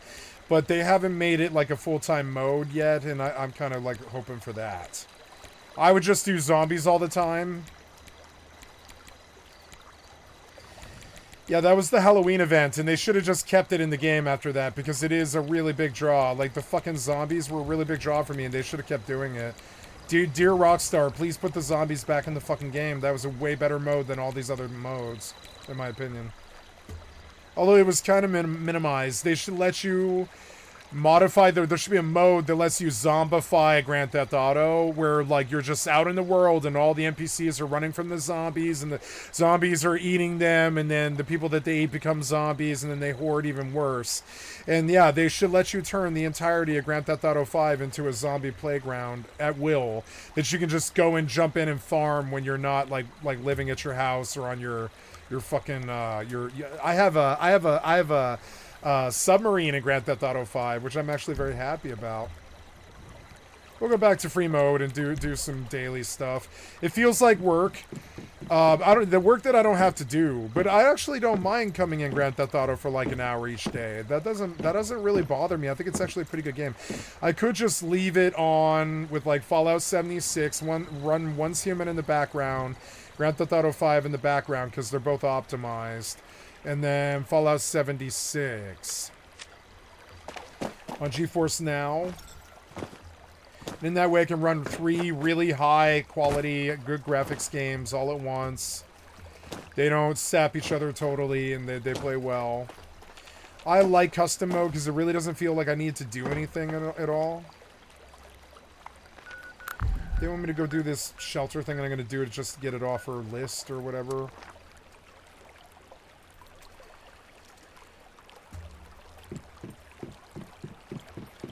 If they don't make the games good, like these games, with enough content to keep me grind happy or whatever, I don't want to play it anymore. Final Fantasy 11 was good, but they're going to have to fucking remaster it before I'll touch it again. Maybe Guild Wars 1 will actually be good. I want to see the gameplay. Let's look at the gameplay of Guild Wars 1 remaster.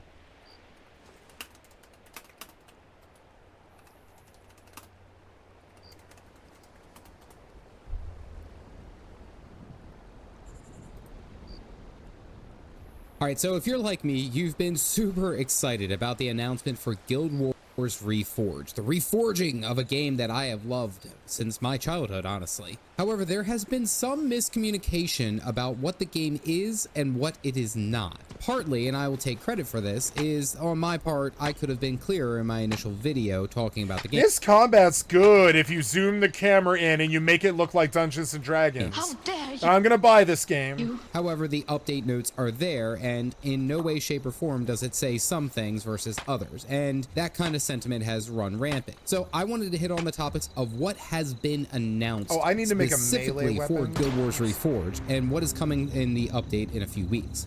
Make sure to like the video and subscribe to the channel for more Guild Wars content in general. Guild Wars 1 or 2, Guild Wars Reforged, Guild Wars 2. Anyway, okay, so first let's talk about the biggest elephant in the room. Guild Wars Reforged is not a remastered version. Hold up. This is not them Reforged updating the entirety of the game on a new engine, making it look like it's a brand new game with all the bells and whistles. Now, what is changing is some improvements to audio, some improvements to video, and other minor refinement to, say, textures and ambient sound for immersion and sky bloom effects, things along these lines. Little touches that they can do to make the game look a little bit better.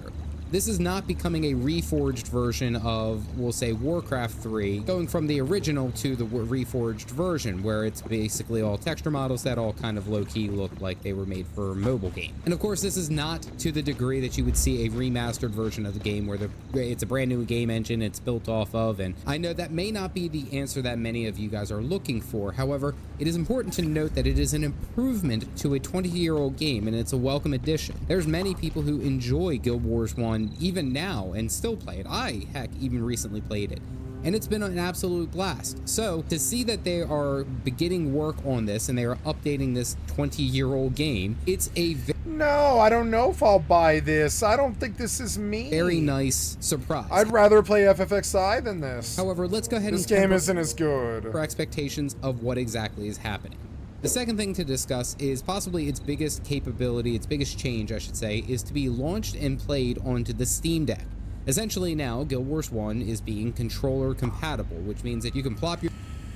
Maybe I should buy Dragon's Dogma 2 and try to make that into the game that I want it to be. Your rear end on the couch and enjoy the game from your childhood. We even got to see what some... These games are not advanced enough anymore.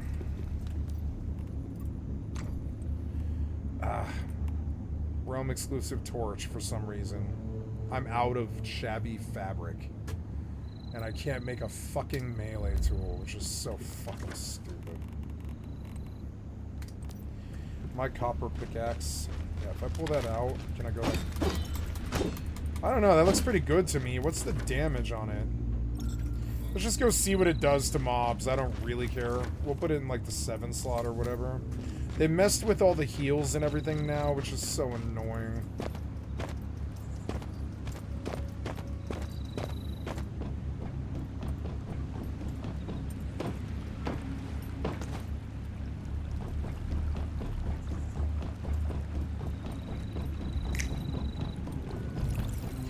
Oh, they do like the symbols like what's it called? No Man's Sky now, like copper CU.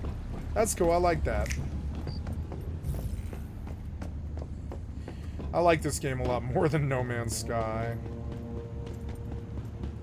It has cool stuff. Cool sci-fi stuff.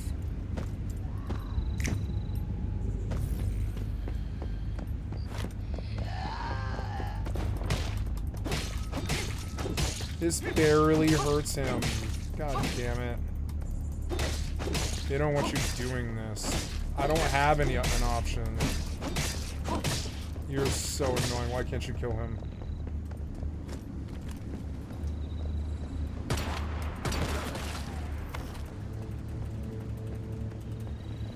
Maybe I'll get enough stuff to I'll just loot and ignore them for a while. I don't have to fight them. And I'll do like a whole like gather loot run where I just try to cover a lot of space as opposed to like killing a lot of things. Check out this house. Oh no, this is a player house. Yeah, it is. Yada Yada's territory. Let's have a look-see. Yeah, it's not bad. It's cool. It's right at the monument. I should have built closer to the monument, but I also don't care. Because you can move. You can move the bases. I thought I would boil water and then leave the river, and I think I kind of can. There, that will get me, like, cloth and stuff that I need. Maybe I'll warp back to my, my territory now. I don't know. And just, like, see if I can make a melee weapon. Because I wouldn't mind killing them. I just want a melee weapon first.